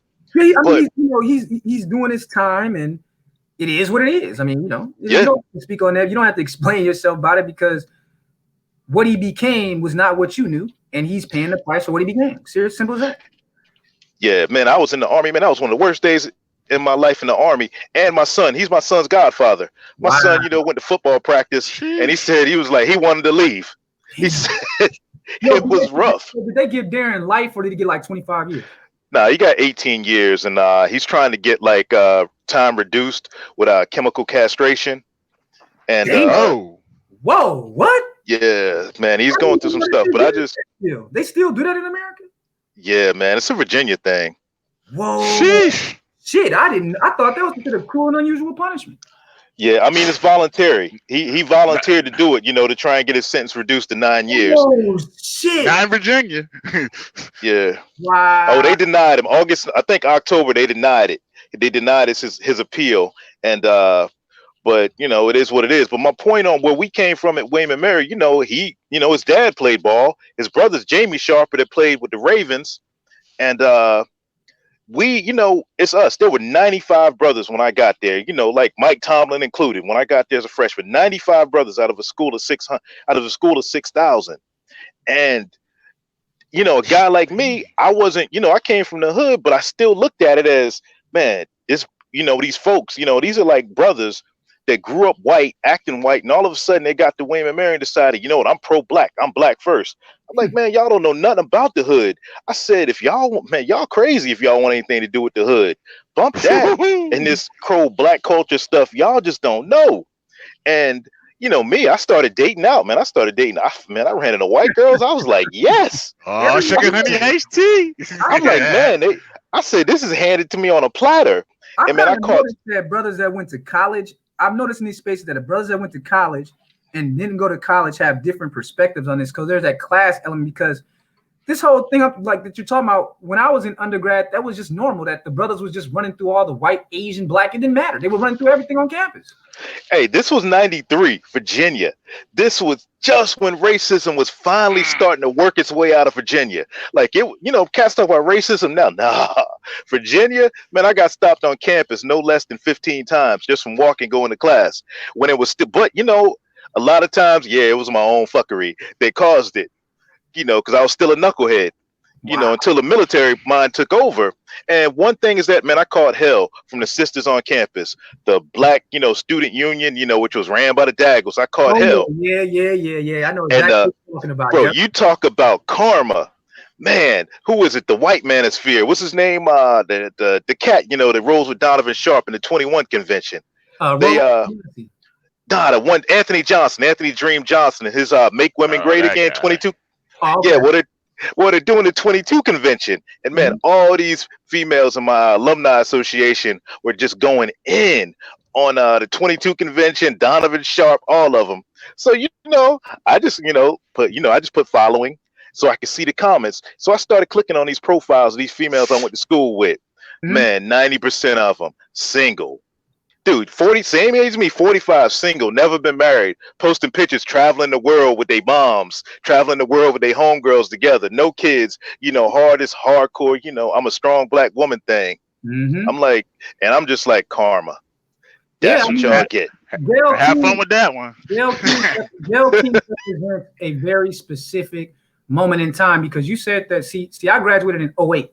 You graduated in 93. The Sexual Contract came out in 1988. And Gayle King was 34 years old. So she was actually one of the women that when you would have stepped on campus that was leading the charge on black misandry. Because again, they got their marching orders from the white feminists of the late 80s and the early 90s. So you walked right into that fire.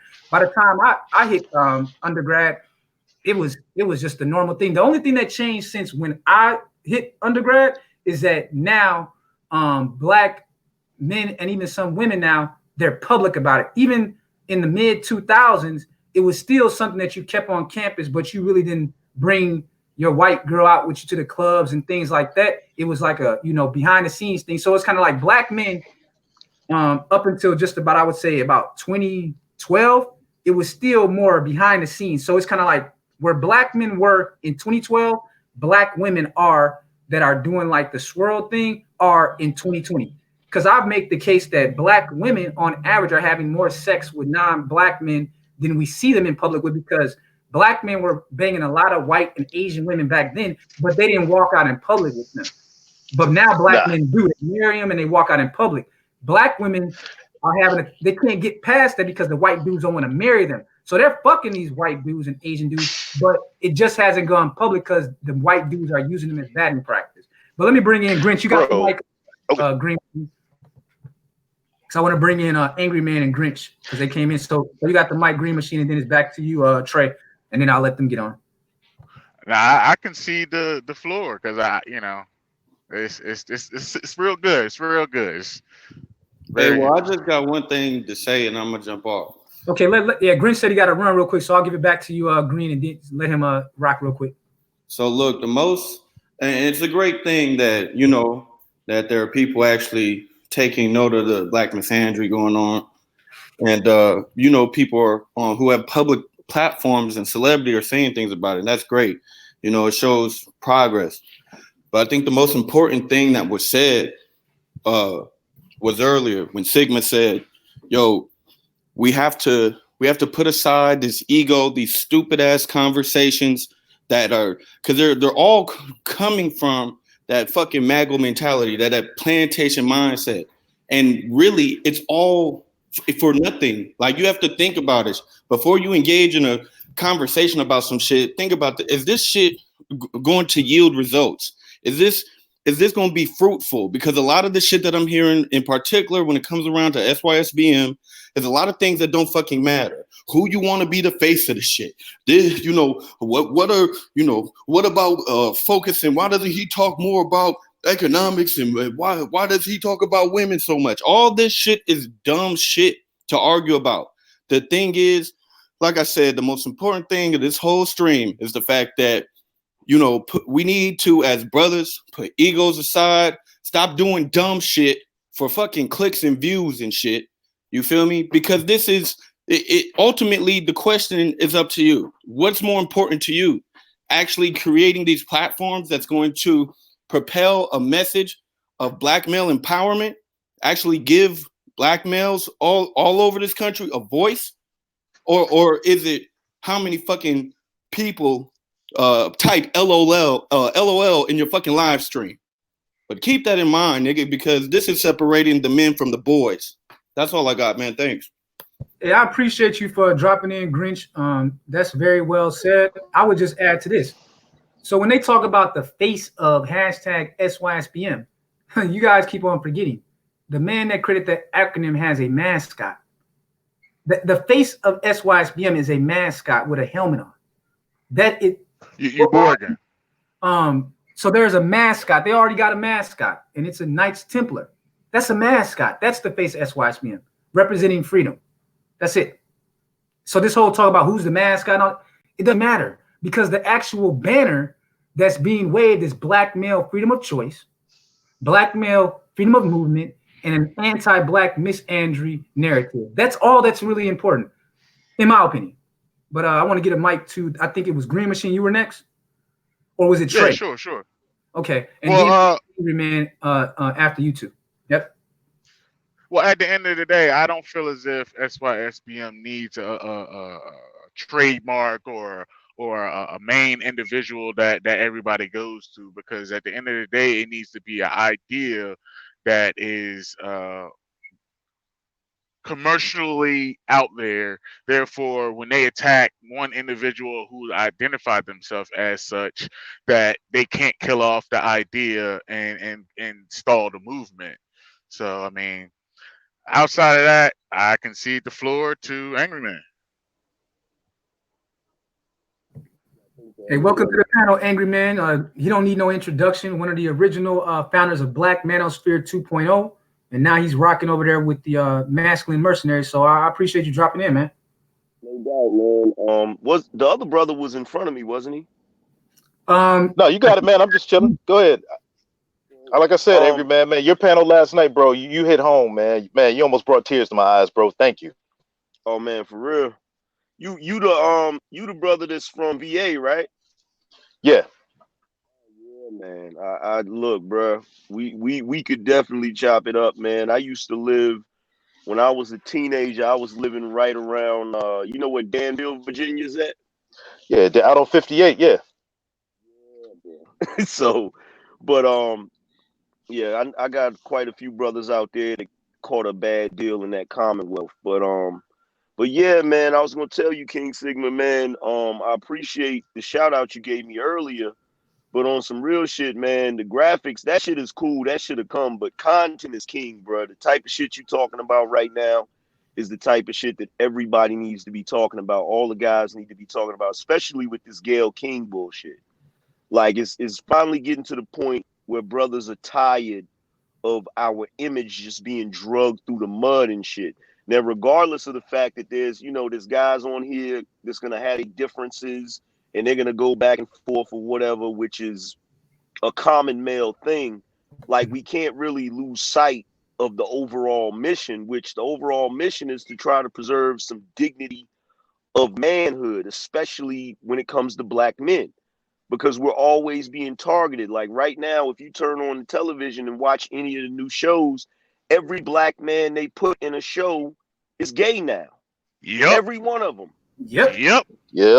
For real. And actually, I just saw the white dudes go at that dude, Billy Porter. They're trying, the white male red pill guys, some of the famous ones, they just went at Sesame Street and they said that they're pulling their support from Sesame Street, and they're talking about canceling him being on there now because the white dude said, nah, you're not going to put out this image to our white male children. We don't care what you promote to the black children of the black woman household, but you're not about to put this message out to this next generation of white boys. So they're getting it on that side too, man. It's about time, because that type of silliness and foolishness needs to come to a stop. There needs to be a preservation of masculinity and manhood, and really, with everybody that's watching in your audience, I'm gonna say this, like, I'm trying to do my best to avoid as many beefs and dramas with, whoever, for the simple fact that we keep getting sidetracked from the mission. It doesn't really matter if you're red pill, black pill, Ibmore, SYSBM, masculine mercenary, or whatever your crew is, whatever your group is. The main thing needs to be what the original idea was, which was to create media for black men so that black men can have a voice to combat this shit. Now, when I got up today, fam, because like yesterday when that Gayle interview came out, I immediately did a video. I was like, I'm gonna wait and schedule it to drop tomorrow. Then I said, nah, I gotta put this video out right now. I put the video out right then. I put a couple memes up about the shit. There was other people that spoke out about the shit. And this morning, when I looked on Facebook and saw that heifer up there apologizing, I said, see, we making headway now, because any other time that shit would not have happened. Thank you. Any other time that wouldn't have happened. That's what I see. There wasn't no widespread talk about when 50 Cent made Oprah drop from that Russell Simmons documentary. No one, it didn't hit like this Gayle King thing hit. That was the biggest moment to me. People forget, just a month ago, Oprah was attached to the Russell Simmons documentary based off of allegation and charges. How does this relate to Kobe? Kobe, whole situation that cost him those millions in his reputation, allegations, no conviction. 50 Cent, Seal, The Game, and Russell Simmons found their testicular fortitude, and they said, you know what, Oprah, you're going after black men. This is outright misandry. She had never been punched in the face before. Guess what we found out? Oprah can't take a punch. The black girl magic feminists can't take a punch because they are artificially empowered. They're not a real grassroots power base. They're put in place for a reason. When 50 Cent's hit her, it like people didn't even really talk about it, but that was the biggest moment. But I guess he wounded the animal enough that now the Gayle King thing, it's like all these brothers is running into the breach, and then black women that been one to speak out against these nutcases as well, they're running behind those men, and that's natural for women to do. So now that all those black men are running into the breach because the hole is there, it's time to destroy the black gynocracy this year. But you got the mic back, Angry Man. One thing the brother said, he said sooner or later there was going to be a celebrity that was going to hashtag SYSBM, and it inadvertently ended up being Gayle King. Yo, don't get it twisted, brother. There are a lot of celebrities that watch us and silently support us.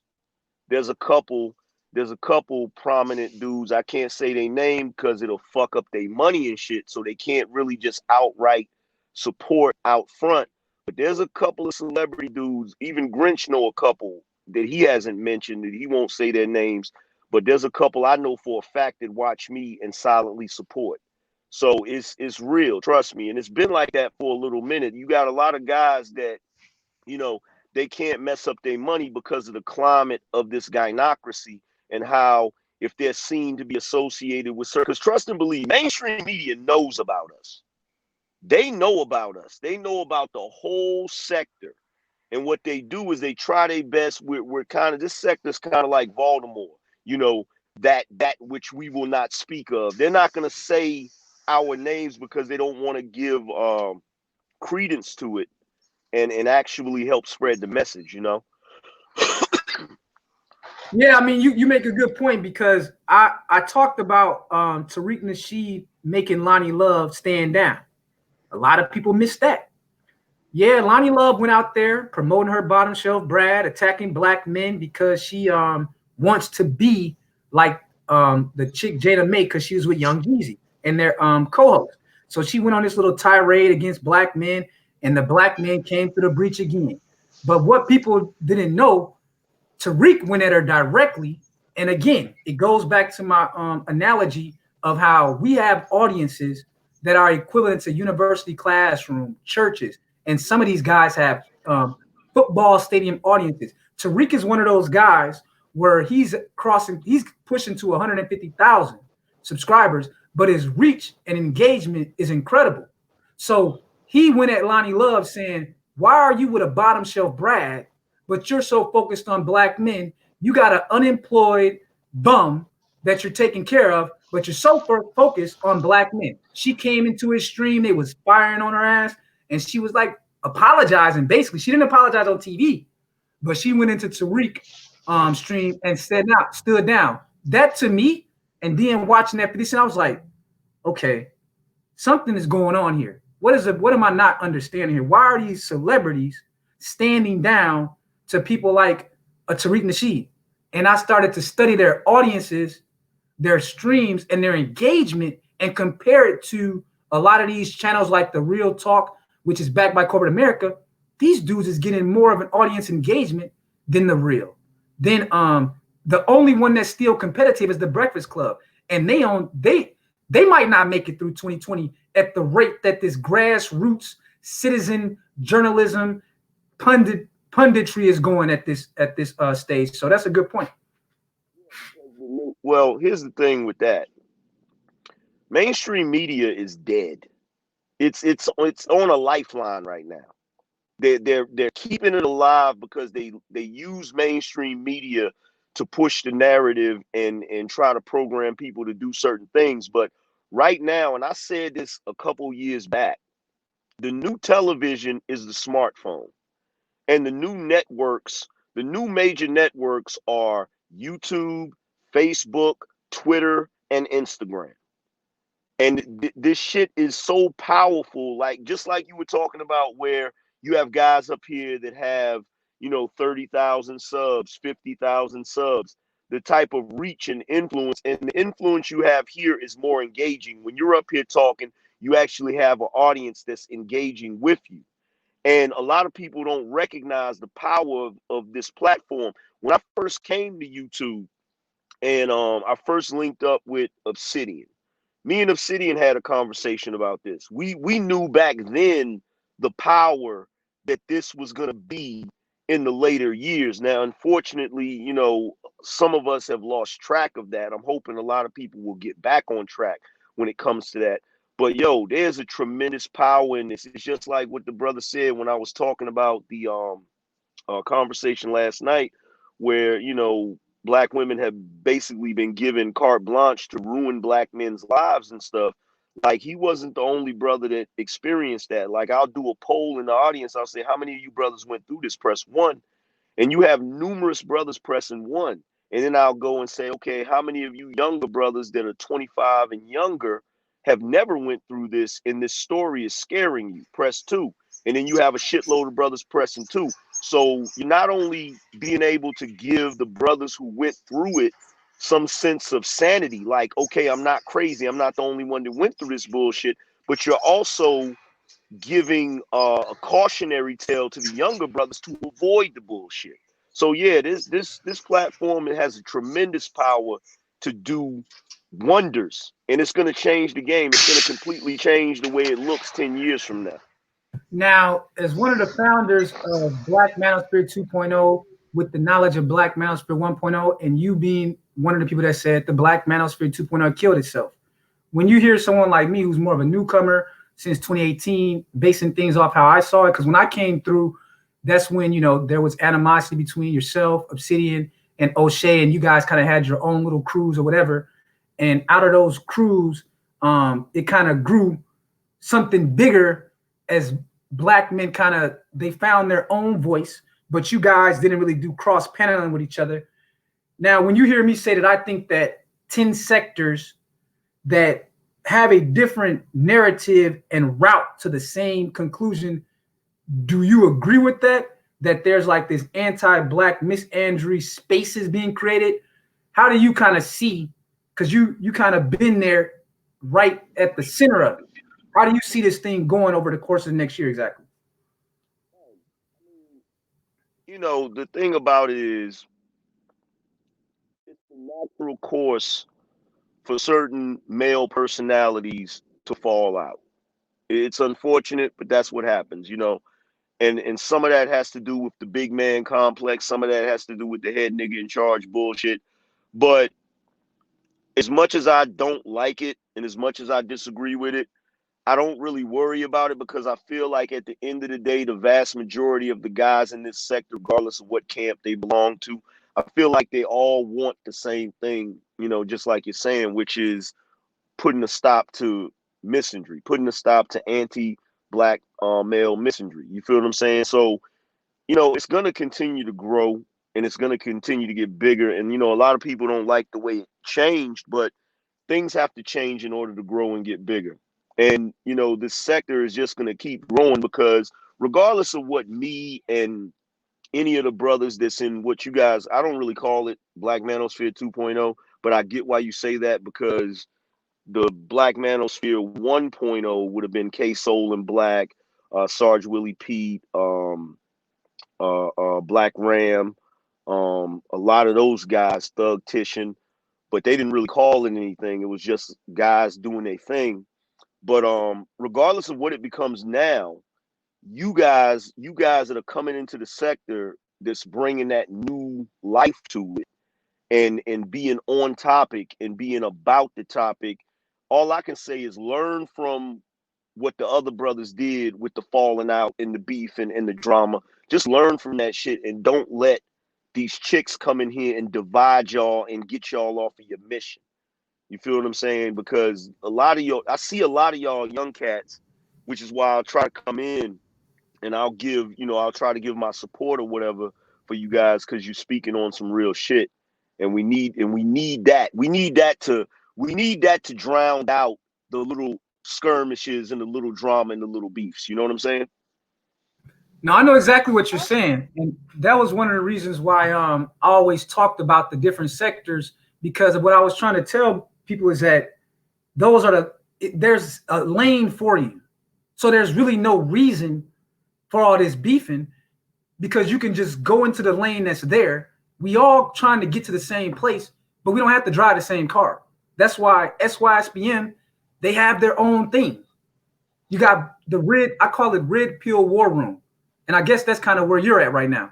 And when I say Red Pill War Room, these are guys that came out of that space and grew in this space based on red pill concepts, neo-masculinity. That's what they push. I call that Red Pill War Room. Then they had like the Black Pill Nihilism, which is probably like, you know, someone like a Brian Solange, BGS Idmore. They talk a lot about that. They have a lane. You got what I call purple pill town halls. Now, purple pill town halls are kind of like these co-ed spaces where the brothers know about red pill, they understand it, but they will bring women in for the chaos. So their actual agenda is to create the chaos. That's fine. There's a lane. I call it purple pill town hall. They know what's up, but they bring it in for a purpose. Cool. Then you got Ibmores, who they have their own thing. They have their own platform, their own lane. You got Passport Brothers, who they actually have expat kings and they have their own conversation. Their moment is coming in the future. Then you got what the Black Brain Trust does, highbrow Black education sector, talking about how to succeed in the fourth industrial age. And you got Black female fuckery. That's where you're going to find like Tommy Sotomayor, the Obsidian kind of guys. Who's another person? Brian Solange is kind of in there, David Carroll. That's what they talk about, Black female fuckery. Then you have O'Shea. He has his own platform that he's invested in or whatever, Negro Manosphere. That's an identity in itself. You got Mr. Research. He pushes like his whole thesis is that we need more Black men to be managing and not being just service workers. He calls that the wolf lifestyle. That's the message that he puts. There's a lane for that. And the final lane is what you're doing as the masculine order and the masculine mercenaries. So somebody got a lot of noise. I don't see where all the conflict comes from unless it's based on a lot of peacocking that dudes are doing. Because again, the truth is at the root of all this Black male beef in this space is dudes trying to peacock to low tier women that ain't gonna fuck you anyway. So that's what I think a lot of it is that it's a way of saying they don't really believe in the dick policing that they try to do, but they believe that will get the attention of the female that they hear, that they believe is listening or whatever. That's what I think is the real root cause of that. Hey, one thing to speak on that is, go ahead. No, my bad. I'm gonna say this and then I'm gonna get up out of here because I gotta do something. But all of the things that you just named, first of all, that is the most awesome comprehensive list I've ever heard of this sector. But everything that you just listed, You know what all of that is? All of it is black male media. And that shit is beautiful because prior to 2012, that shit did not fucking exist. Nope. Okay, man, I'm gonna let y'all go. I appreciate y'all. I appreciate you, King Sigma, for letting me on the panel, man. Y'all keep it up. All right, man. You have a good Thursday, brother, and y'all go over there and support the Angry Man, what he's doing. He's one of the original founders of Black Manosphere 2.0, and that means something. So, Hey, Angry Man, I'll email you about VA, bro. Peace, man. so Green Machine, it was either Green Machine or Trey You Up, bro. Hey, that was me. Yeah, I just wanted to say, man, like the other night, man, when Angry Man and O'Shea were doing dueling streams going at each other, there were 800 folks on each panel, 800. like watching on both panels. And what I equated to was kind of like CNN and Fox News and MSNBC at the same time, going in, with different messages. Nice. But that's a good way to put it. That's a good way to put it. Yeah. We all, aimed at the same thing. We just, kind of, twisted ways of seeing it. But Renzo Patterson in the chat, he made a point about, the caping going on when females, especially black females, are led on these panels.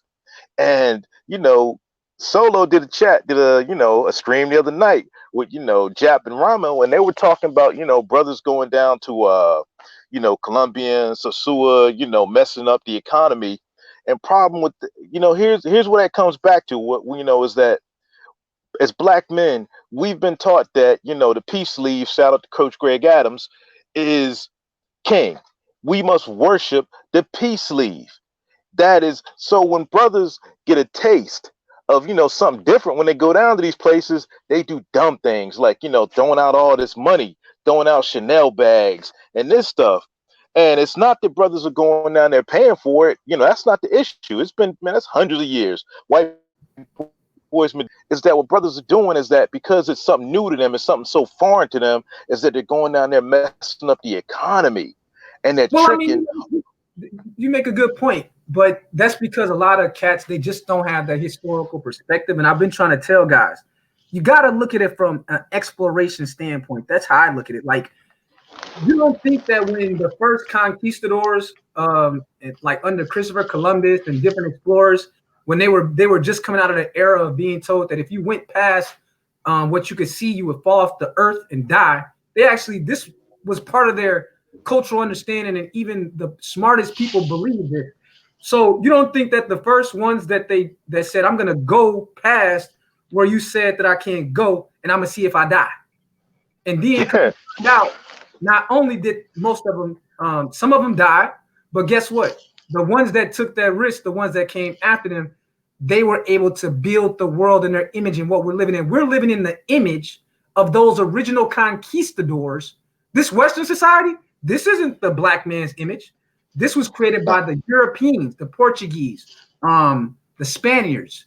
They defined the first 200 years of what became the Americas was defined by the Portuguese and the Spaniards, and later the British and the French. They all came later. But it was those first ones that came through and said that no matter what is on the other side that I can't see, I'm going. And if I die, I die. But I have a feeling and an intuition that what's on the other side of there is more power, and I can shape the world in my image. So when brothers are saying that, you get these guys that want to push these boogeyman fantasies because they benefit from it. But we can go at it. I got the historical perspective, and I'm willing to take anyone up on that. But these are fear mongers. And they're fear mongers. You don't think that someone said to Hernan Cortez when he was sitting there broke as hell in Spain, and he was like, man, I got to figure this out. And someone came to him like, look, there's adventure. We're going on this adventure. I think there's gold over there. He jumped on. He said he was like, I want to raise my position. I'm willing to take that risk. He took the risk, and he was able to shape an entire hemisphere in his image. So there were people telling him, you're going to die. You're going to fall off the earth. There's always going to be fear mongers, but they're not stopping anything because we see that this train is actually picking up speed now. They're not going to stop. Yeah, and as new brothers see that day and day, they've been, guys my age even saw, dudes from the Vietnam and Korea era that were the original SYSBM brothers that did this, went to Vietnam. They were catching hell over in the United States, and the North Vietnamese and Viet Cong were like, yo, why y'all fighting against us? Y'all catching it worse from your own peoples. And brothers just walked away and stayed in Vietnam since the late 60s and 70s. Those were the original SYSBM cats. And then, we came along and we saw it. So now brothers that are coming along now, the world, former Pookie and Ray Rays, former B First dudes are seeing like, oh my God, the women aren't fat. The women aren't feminine. The women are feminine. The women don't argue and want to fight you. Like, man, I'm gonna go crazy over here. And brothers like us are like, whoa, slow down, homie, chill. Don't mess things up over here. Just, ease into it. Let's you make a good point, and let's bring it home on the historical context. Whoever has not read any of Frederick Douglass's writing, you're doing yourself a great disservice. Do you understand that Frederick Douglass had seen many, many other black men try to escape the plantation and go tell someone, and it ended up being their death, and the person that snitched on them got a couple of butter biscuits and high ranking on the plantation? This is nothing new. Frederick Douglass taught himself to read and write, and he realized that if he created a pass, he saw that the white people had write these passes. He learned how to write from his slave mistress, and he said, I'm going to write my way. I ain't telling nobody anything. And that's how he got away. This is nothing new, man, this plantation mentality. So there's going to be those that want to keep you in the current context because they like the plantation. They were born on the plantation. They're fed on the plantation. You telling them, hey, man, it's a better opportunity over there. There's black colonies, the black maroons. They escaped from plantations, created their own communities. But they had horror stories that were taught to the black people on these plantations where, there's ghosts in the woods. They're going to send the dogs after you. No one ever comes back. These were myths that were told that had a little bit of truth. No one did come back, but they didn't come back because they created their own communities or they escaped north.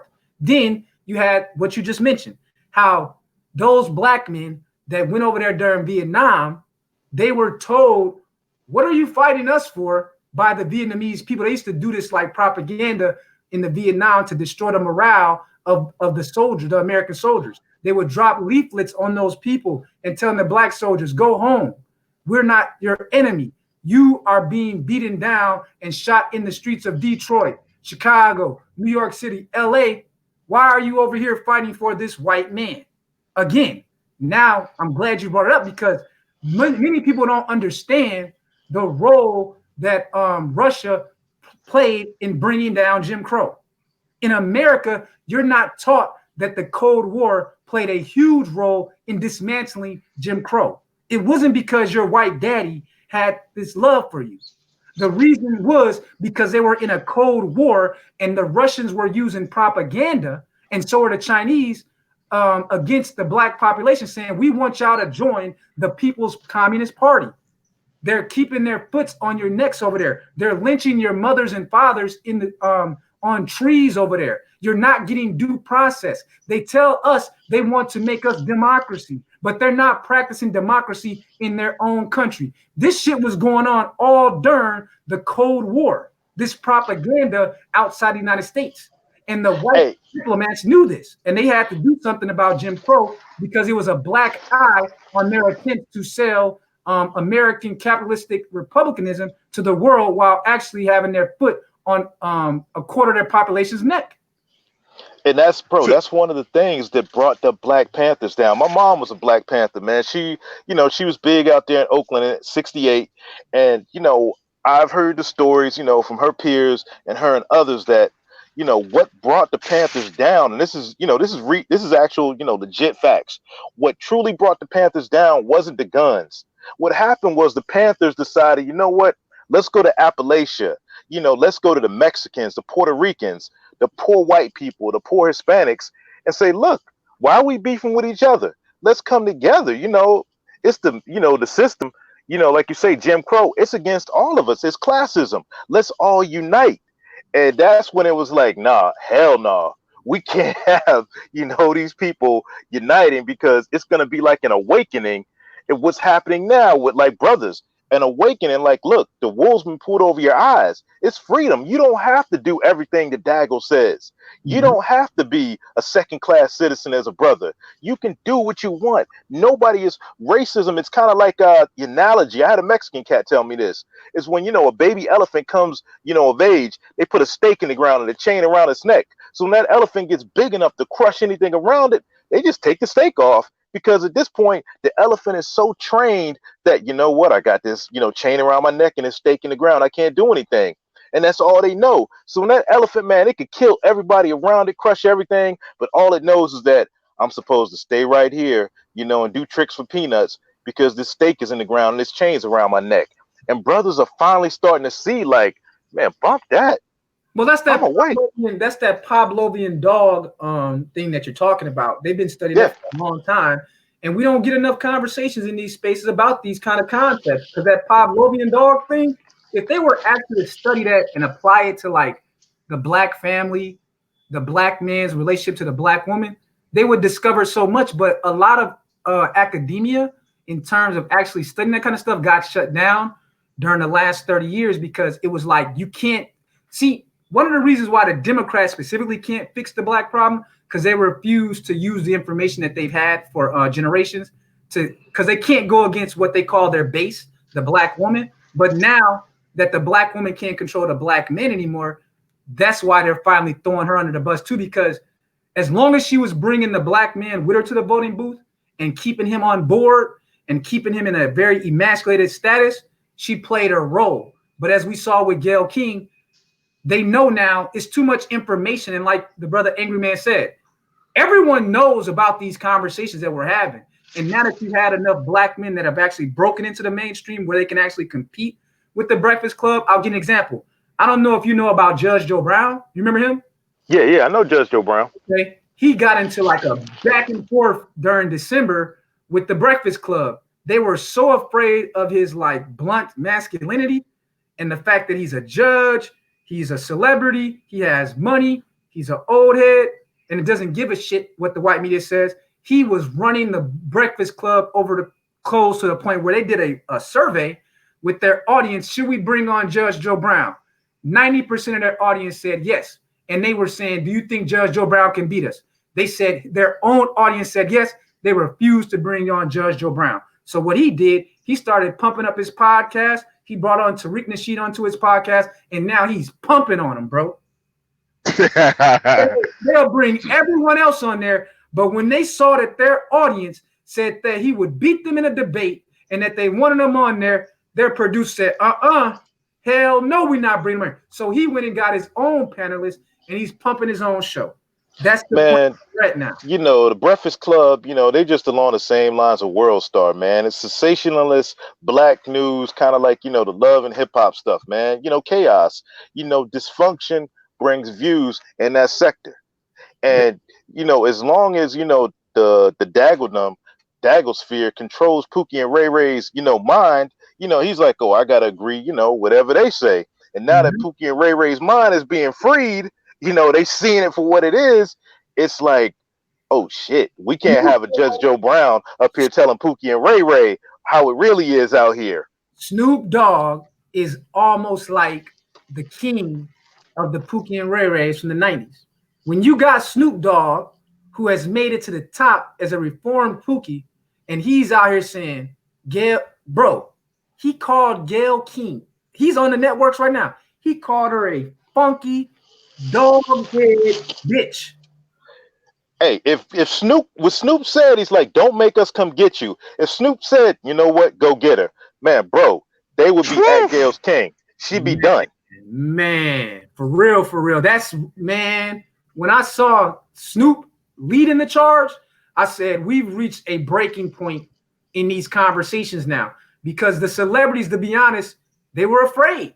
For a long time, these dudes were afraid, but they saw the work that the black men in these spaces have been putting in. And like the brother Angry Man said, they listen to us, and they're sitting there in their mansion with all their money, and they're like, we're a bunch of fucking rich cowards. Here these men are out there putting their jobs at risk, putting their families at risk, going against this black misandry narrative. And here we are with all these huge platforms and all this money, but we don't have the nuts to speak out against the shit that's being thrown right in our face. And they got their courage because of the work that all you armies of men are doing. So Snoop Dogg said he understands that the momentum has shifted. He saw what happened with Tariq and Lonnie Love. Lonnie Love came and kissed the fucking ring of Tariq Nasheed. And if you didn't read his tweet and you didn't see it, you missed out in live when it was actually first put up. You missed something really huge that happened, man, because he told her, why do you worry about black men and go before audiences of white women to talk shit about black men while you out here funding a white pookie homosexual real time? Man, last thing before, because I got to get ready to get on the road, y'all. You know, right. I drive over to y'all. That's what my channel's all about. You know, I was trying to talk more about brothers, getting out here, in the drive and over the road stuff. But last thing I want to speak on is that, man, if you look at the media, Asian women, Latino women, white women are all portrayed as thin. The narrative of sexy is, this thin Victorian type, era. But the black woman is that Mammy character from Tom and Jerry. You look at all these, the Lizzo types, the Lonnie Loves that are promoted out here. That's what's promoted. Most mainstream TV shows promote that amongst black women now. Gone are the days of the Huleys, where the wife was portrayed as, this slim, sexy, feminine character. No, man, you got to be a big fat Mammy character. They don't see how respectful it is. And then you got like the long-legged, beautiful, dark-skinned Lisa Leslie up there. She's damn near 50, and look at how she looks, bro. Flawless skin. Beautiful. No, we can't. You can't have that. Matter of fact, the homie Mr. Research said he wants to have a surrogate that looks like Lisa Leslie. So Gayle King looks like a wreck standing and sitting in front of a woman with pride, class, and love. She looks horrible. That's true. Hey, but I'm out of Green Machine, King Sigma, man. It's been a blast, man. I got to get ready. I'm gonna listen in the back, but man, y'all take it easy. All right, you do too, man. Up there on the road, man. Thanks for tuning in and sharing your opinions, man. Appreciate it. Let us send them out. Let us send them out correctly with Snoop. What you say, Snoop? Out of pocket for that shit. Way out of pocket. What do you gain from it? I swear to God, we the worst. We the fucking worst. We expect more from you, Gayle. Don't you hang out with Oprah? Why y'all attacking us? We your people. You ain't coming after fucking Harvey Weinstein asking them dumb-ass questions. I get sick of y'all. I want to call you one. Is it okay if I call him one? Funky dog-head bitch. How dare you tarnish my motherfucking homeboy's reputation, punk motherfucker? Respect the family and back off, bitch, before we come get you. Man, I mean, it's... Oh, man. And now the thing with Snoop, I'm glad that he did what he did. But Mr. Research brought up a point earlier today, if I'm not mistaken, about how he didn't back the whole Brian Banks deal. So that kind of puzzles me a little bit. I mean, that can very well be true. But here's the thing, like I was saying about 50 Cent, they didn't really jump on 50 Cent going at Oprah. Like, again, somebody has to go through the breach first, right? Right. So now that someone has gone through the breach and the black men of what we call Black Manosphere 1.0, and those brothers that went through the breach, now the new regiments continue to come in. And now what has happened is that those guys have found their courage. I mean, why can't we just say it? They found their courage now. And they're about to stump out this anti-misandry because they're realizing if they don't, their kids are going to be wearing a dress.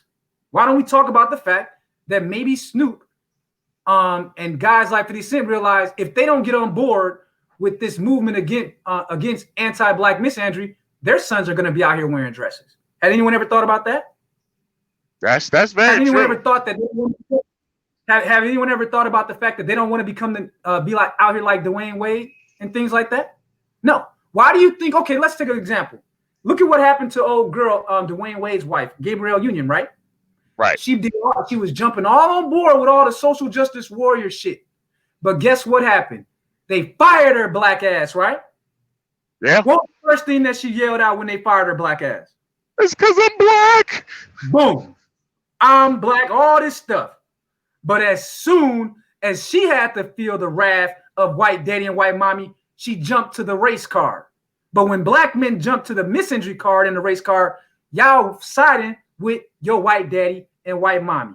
So I'm telling you, man, we've reached a tipping point with these conversations. Just really that simple, man. We've reached a tipping point. And again, I ain't no fan of no Terry Crews. He be on that fuck shit. But I will say this. When she came looking for a get out of jail card from him, he was like, bitch, I don't hear what you're saying. Just like you was trying to get your money, I'm going to get the bag. See, that's where all this leads to. This division and this breakdown of the black family since the 60s, they're the ones that are winning the white dominant society. They're the ones that are winning. And that's why they're so shook that black men are telling the true story. They refuse the white media, white academia that controls most of your black voices. They don't want to hear these conversations, man. They don't want to hear black men breaking down what's going on in real time. But we have our own universities. This is anti-black misandry university. That's what we've created over time. That's fact, though. University. That is 100% fact, though. And we're going to keep it pushing. No matter if it has to go to other platforms, they can't stop it. So I want to give you a chance to say your last statements, man. Shout out to the brother Gone Postal. Appreciate your support. He says, appreciate your channel. Hey, man, you know, I appreciate the conversation and dialogue with all you guys and the panelists. But I want to give Green Machine a chance to, make his closing statement before we get out of here. I think that I'm sure there's going to be a lot more people that are going to jump in on this, and I look forward to listening to them too. Okay. Well, I like to say that everybody has a lane, like you've already stated, and not everybody is going to be on the same wavelength. But at the end of the day, you seek out the individuals that's given the information that you need. Shout out to individuals like Kevin Samuels and Glendon Cameron, King Sigma, O'Shea and what he does, and it's a list of them. But at the end of the day, we all need to do better, be better, and work on our image as men, and don't let these individuals denigrate us, and not for nothing, just make us look like we the bad guys that we have been portrayed as in today's media. And once again, I'd like to thank you for letting me come on, and hopefully I'll be able to come on a little bit more. That way I can get my points across and kind of mentally spar with you and some of the other highly educated and well-spoken brothers. Hey, I appreciate you, Green Machine, and I look forward to that jousting. We're making each other great over here. Competition breeds excellence, so you definitely appreciate it over here, man. All right, peace. You have a good one. Shout out to the brother Scott Haywood. He says, great show. Hey, man, I'm glad that you appreciate the discussion, man. Wow, SKC just came through, so I guess we can go for another 30 minutes because I want to, get his brother a chance to talk. So but I'm just going to mute up and let you have a mic, SKC. But before I got to get our spokesman for the panel today, Mr. Snoop Dogg. Gayle King. Out of pocket for that shit. Way out of pocket. What do you gain from that? I swear to God, we the worst. We the fucking worst. We expect more from you, Gayle. Don't you hang out with Oprah? Why y'all attacking us? We your people. You ain't coming after fucking Harvey Weinstein asking them dumbass questions. I get sick of y'all. I want to call you one. Is it okay if I call him one? Funky dog head bitch. How dare you try to tarnish my motherfucking homeboy's reputation? Motherfucker. Man. Respect the family and back off, bitch, before we come get you. Man, I just wanted to make that your intro, man. I mean, you can't get a better intro than that, man. That's from the king of intros and outros. 90s rap time. Snoop Dogg. Man. Snoop Dogg. Man. Man, I can't stay long, man, because Yeah. Well, we was it's closing been up a anyway, so it's all good. yeah, it's been a long night. I actually haven't been to sleep yet, man, because I had You stuff going to do, hard. but I'm gonna crash in a little bit. But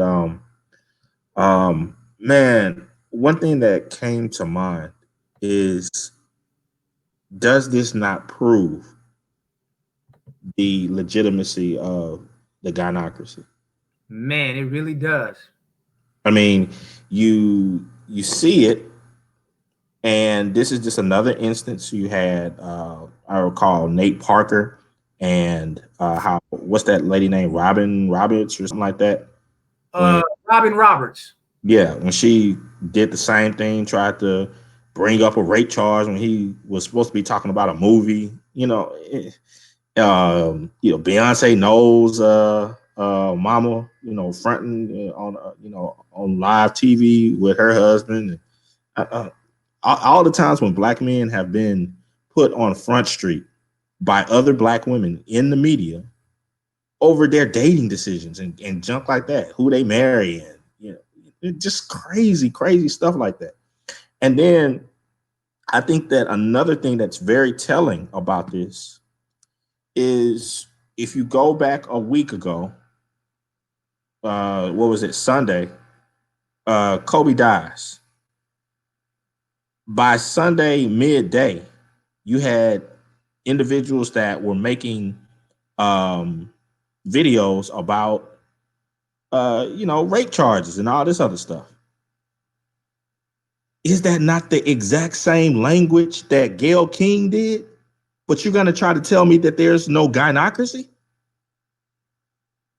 That those are not that they're not drones that have the same thinking patterns? I mean, it's like you can't make this junk up. But these are the same individuals that will say that they are for the advancement of black people and black men. Man, it's like, how do you wrap your mind around that? I just want to know, King Signal, how do you wrap your mind around that?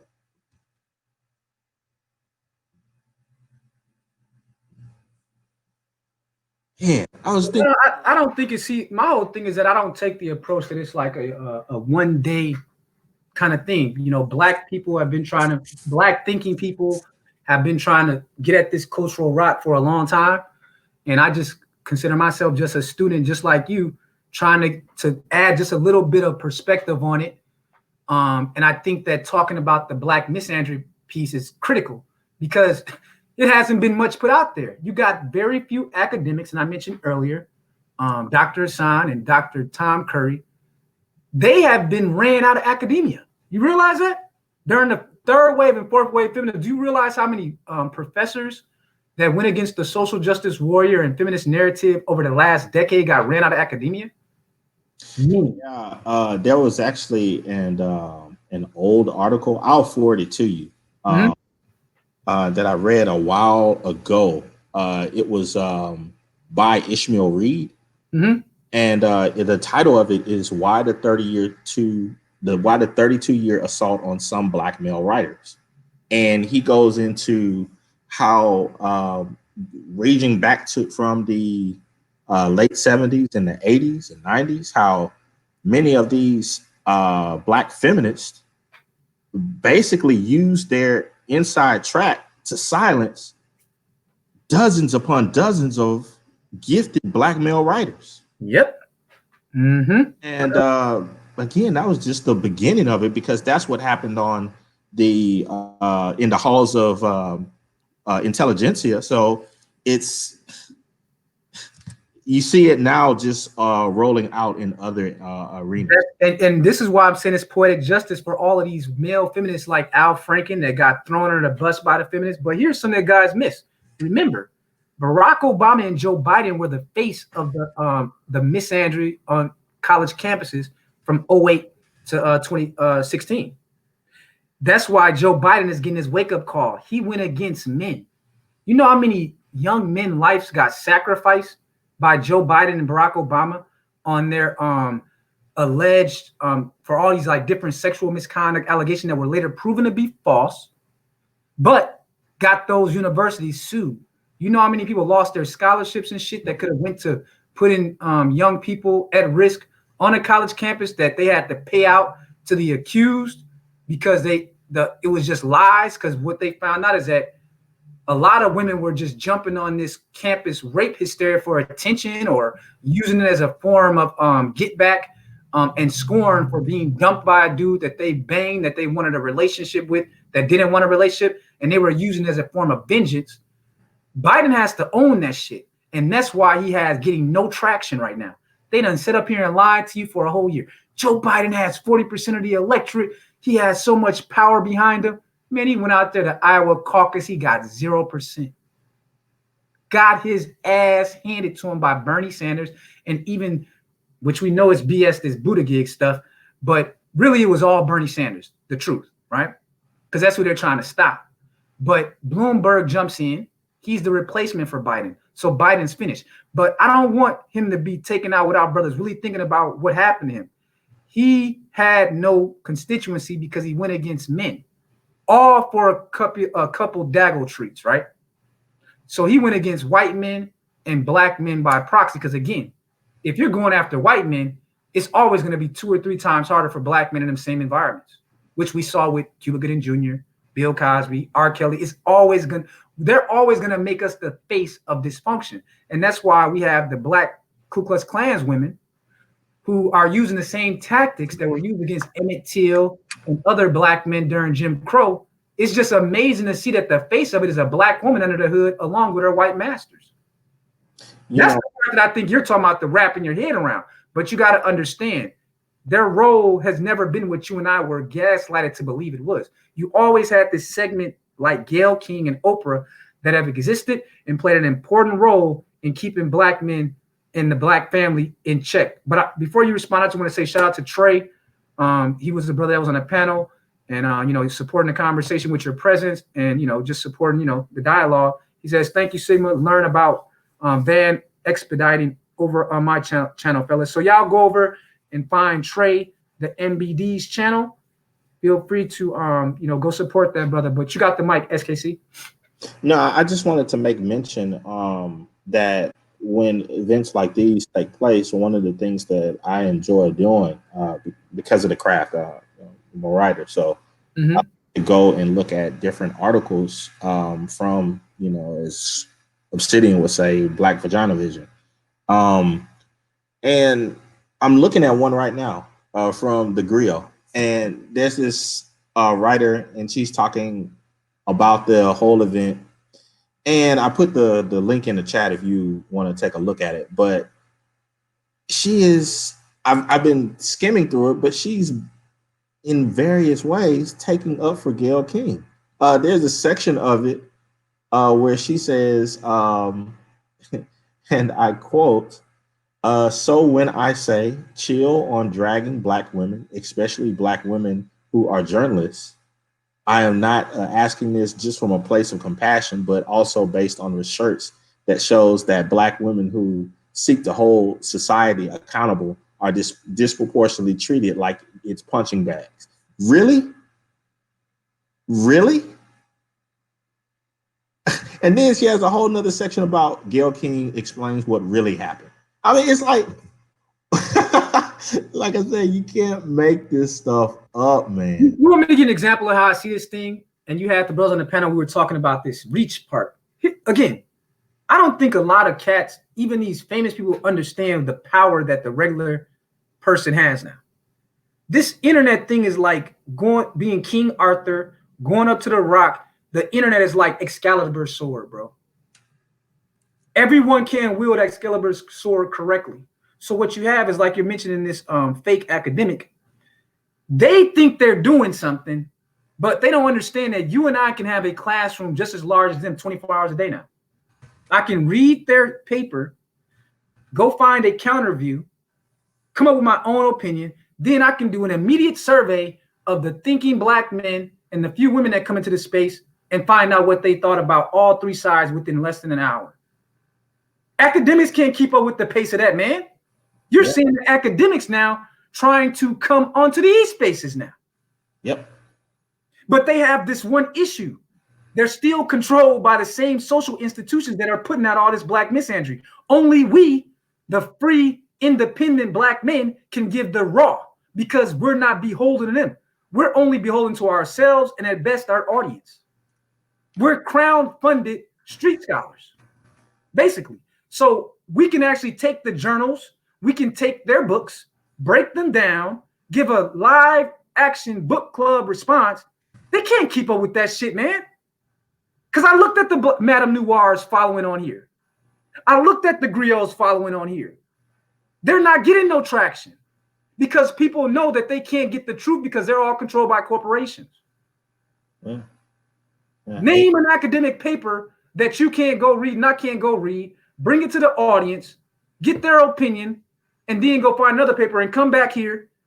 We're actually outpacing the academics. We're reaching more people than your everyday academics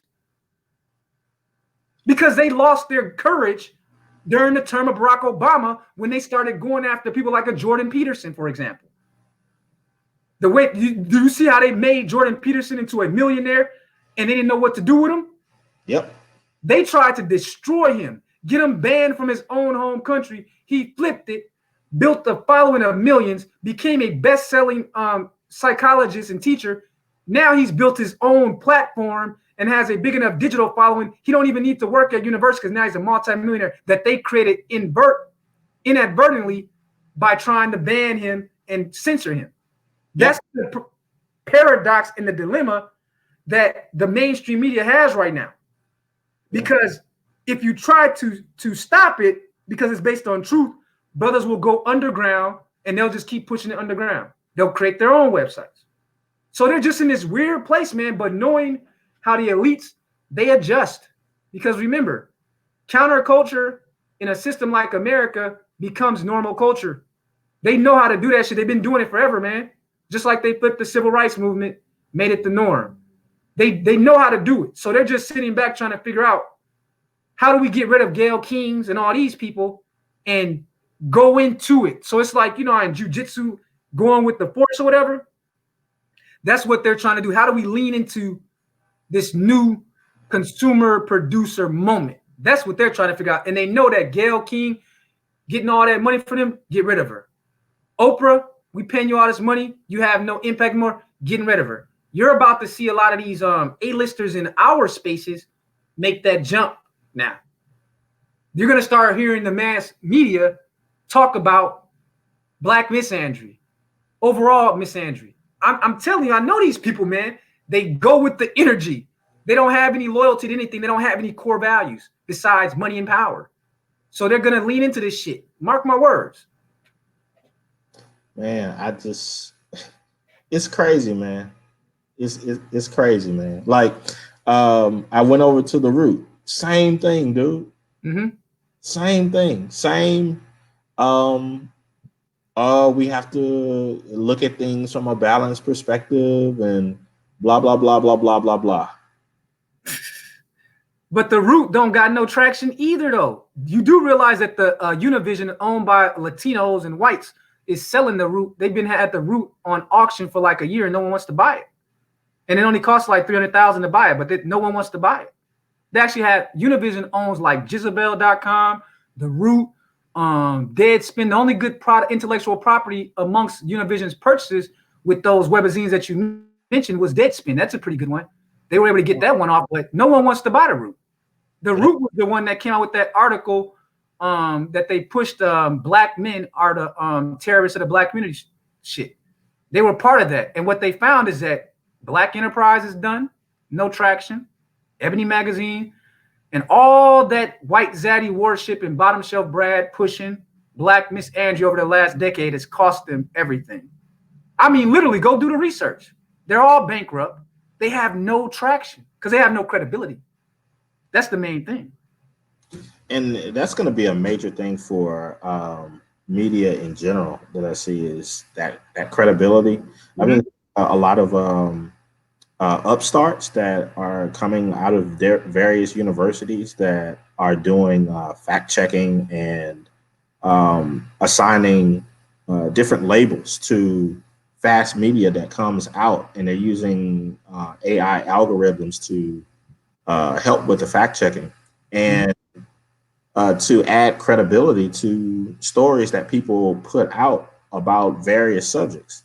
And man, it's when stuff like that comes out and it becomes more mainstream, man, some of these people are they're gonna be out of work, man. Well, you know that like BuzzFeed, a bunch of these like social justice warrior popular platforms, you know that they've been firing all kinds of people, man. You remember that little Asian chick that was talking big shit? Yeah, yeah. They fired, they canned their ass because they were seeing such a drop in their subscription. ESPN, you know that they've been canning all kind of top tier talent over the last 2 years, right? Mm-hmm. See, I keep track of stuff like that, like layoffs, and I pay attention because those are usually early warning signs of a recession.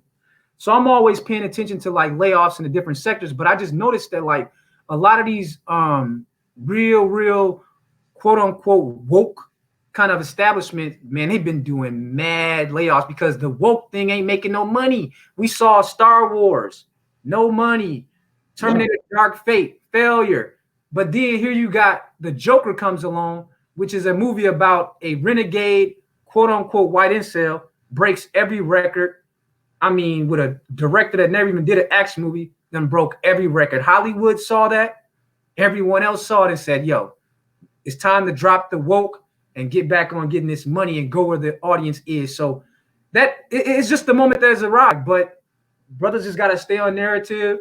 I'm not participating in the Civil War. That was never my purpose for having this stream. Anyone that listened to me from back in June, from the very beginning, I told you I'm going to go after Black misandry as a narrative because I think that's one of the most damaging things that's really impacting the relationship between Black Americans above anything else. Everything related to destroying the image of Black men and indirectly destroying the self-esteem and outlook for Black boys. So that time has arrived. I want to give you a chance to get your last statement in here. You're gonna close us out today before we bounce. Yeah, man, I'm pretty much done, man. Like I said, I had that debate last night. Wasn't feeling too well because I had my son, and he wasn't feeling well, so he got up and I stayed up with him, and then after that, look at that, you got like the father of the year on the panel right now, man. That's good. That's why Black men are rated by the CDC as the best fathers. Because you got brothers like SKC out here putting in that fatherly work and giving that kind of like masculine love and direction that's going to raise a prince into a warrior king one day. Mark my words on that. Yeah, man, it was just one of those weird nights, man. As soon as that was done, it was right at about 5:30 something, and my wife and my other son was up, so we go do our morning run in the morning. So I was like, man, let me wait till my sister-in-law shows up to look over my youngest, and then we took off and did our little run and came back. I ate some breakfast and got to work, and then people was contacting me about different things, so I went on a few streams and then handled some client stuff, and now I'm here. But it's just crazy, man. It's it's like it seems like you cannot go a week without hearing some new bull from these sectors, man. Again, one of the things that I keep telling you, Black misandry is the only ubiquitous, culturally approved hatred in America. And you're frustrated because you're trying to wrap logic around this shit. I'm not trying to wrap no logic around it. It's an illogical mentality. Only in the sense of you mean that to keep the system in place. That's when it's logical. That's why it doesn't frustrate me. Because I already know that it's the only societal approved form of hatred that everyone is willing to get on board with, except for a small percentage of Black men.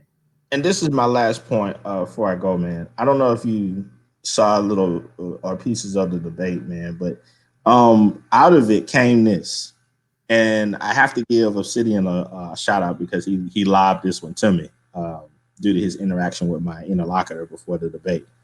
But now what's coming out of the pro-Black B1 sector is, and catch this, a husband is equal to a baby daddy. Look it, man. Now wrap your mind around that, King. I can wrap my mind. I'm gonna tell you why I can wrap my mind around it, because I look at it through the prism of the 4 Black Americas. You're still in a kind of a pro-Black mentality. See, you're still looking at it as a monolithic group. They're called the brother Eugene Robinson of the Washington Post, Disintegration, the Splintering of Black America calls it the abandoned poor class. Now, he was being nice. He could have called it what someone like a Xanatos Clutch calls it, the permanent underclass. Again, this is why I keep telling you, you guys are the new sociologists. You all are the new reporters, because you can tell the truth. Xanatos Clutch is able to say what Eugene Robinson, even in his bestseller, can't say. He called them the abandoned poor. Xanatos was right. The permanent underclass. That's what we're looking at over the course of the next decade. So you're having a problem wrapping your mind around it because you refuse to accept that 4 Black America model. I've always accepted. I think I'm a little frustrated now because I'm a little sleep deprived. I'll crash in a little bit and then I'll wake up and be my normal jovial self and laugh. Yeah, you kind of got what they call like when you have sleep deprivation, it's like almost a highness feeling, like you become almost high and disoriented. So I appreciate. All right, y'all, I'm gone. I want you to get some rest, man, and hopefully your son gets better. I just got over strep throat myself, and I'm so glad. But I see Sigma Jones jumped on. I'll give him a chance to give him 5 minutes before I get off here. But I appreciate you coming through, SKC. Hey, what's going on, King Sigma? Hey, what up, Sigma Jones, man? You came in right when we were closing out, man. I just wanted to give you, 5 minutes to say what you're gonna say. Oh, dude, I'm on my lunch break, so I won't even keep it that long. Pretty much, man. I Snoop Dogg just put a smile on my face today. As soon as he said what he said, like that really got my day going. Because I'm glad to see that Black males, both celebrity, non-celebrities, no matter the rank, they starting to see that certain individuals, whether personal life or public life and everything, they're just not for Black men, and they're starting to call them out on it. So to me, I'm glad to see that. I'm glad to see that more and more brothers are starting to get that cold vein. And I'm definitely going to be talking about that this weekend coming up. But nah, man, this is a great panel, great show and everything. Just want to give you a holler before I jump off too. Well, before you get off, man, I just want to throw something at you that kind of builds on what you said and what SKC said. I'm going to talk about at a later date, but it's this idea of Western civilization. And I was describing how there was a group of white Europeans that said, we're going to go create this shit and expand it. And I was thinking about like the pillars of Western civilization. And you really have Greek philosophy, Roman law, Christianity, the scientific method, constitutional republics.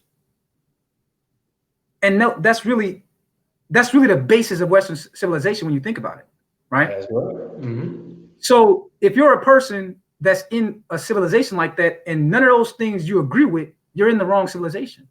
So you have a choice to either overthrow that civilization or move to another civilization or accept your standard and just bitch and moan. See what it is, the reason why SKC in his sleep deprivation state, his head is hurting is because you're trying to fit a way of thinking with a reality of what the social institutions and the system is. Instead of saying simply, accept the system, overthrow it, or go to another system. Those are your 3 options, really. That's it. Yeah, absolutely. And you know what? I'll give you another analogy. Think of probably one of the most domesticated, docile dog breeds you could think of. Take that dog breed, go to the most isolated forest you could think of, and then drop them off. Mm-hmm. Unless that dog unlocks his inner wolf instincts, he's not going to last long. Yeah. Well, that was that whole thing we're talking about, the Pavlovian dog. But if you want to look at it from a sociological standpoint, you could just go read The Miseducation of the Negro by Carter G. Woodson, Dr. Carter G. Woodson. Exactly. He laid that out in his book when he talked about like how he didn't, at that time, I don't think they had the Pavlovian dog experiment, but he already was talking about that. He just never got credit for it. He was talking about you could so psychologically destroy a human being because they doing a lot of research is going into culture, and they're finding out that environment and culture actually has more of an impact on average on human beings than DNA to the effect they thought. So his argument was that through culture and through Americans' racist social systems of that Jim Crow era, they were able to create a black Pavlovian dog. Oh yeah.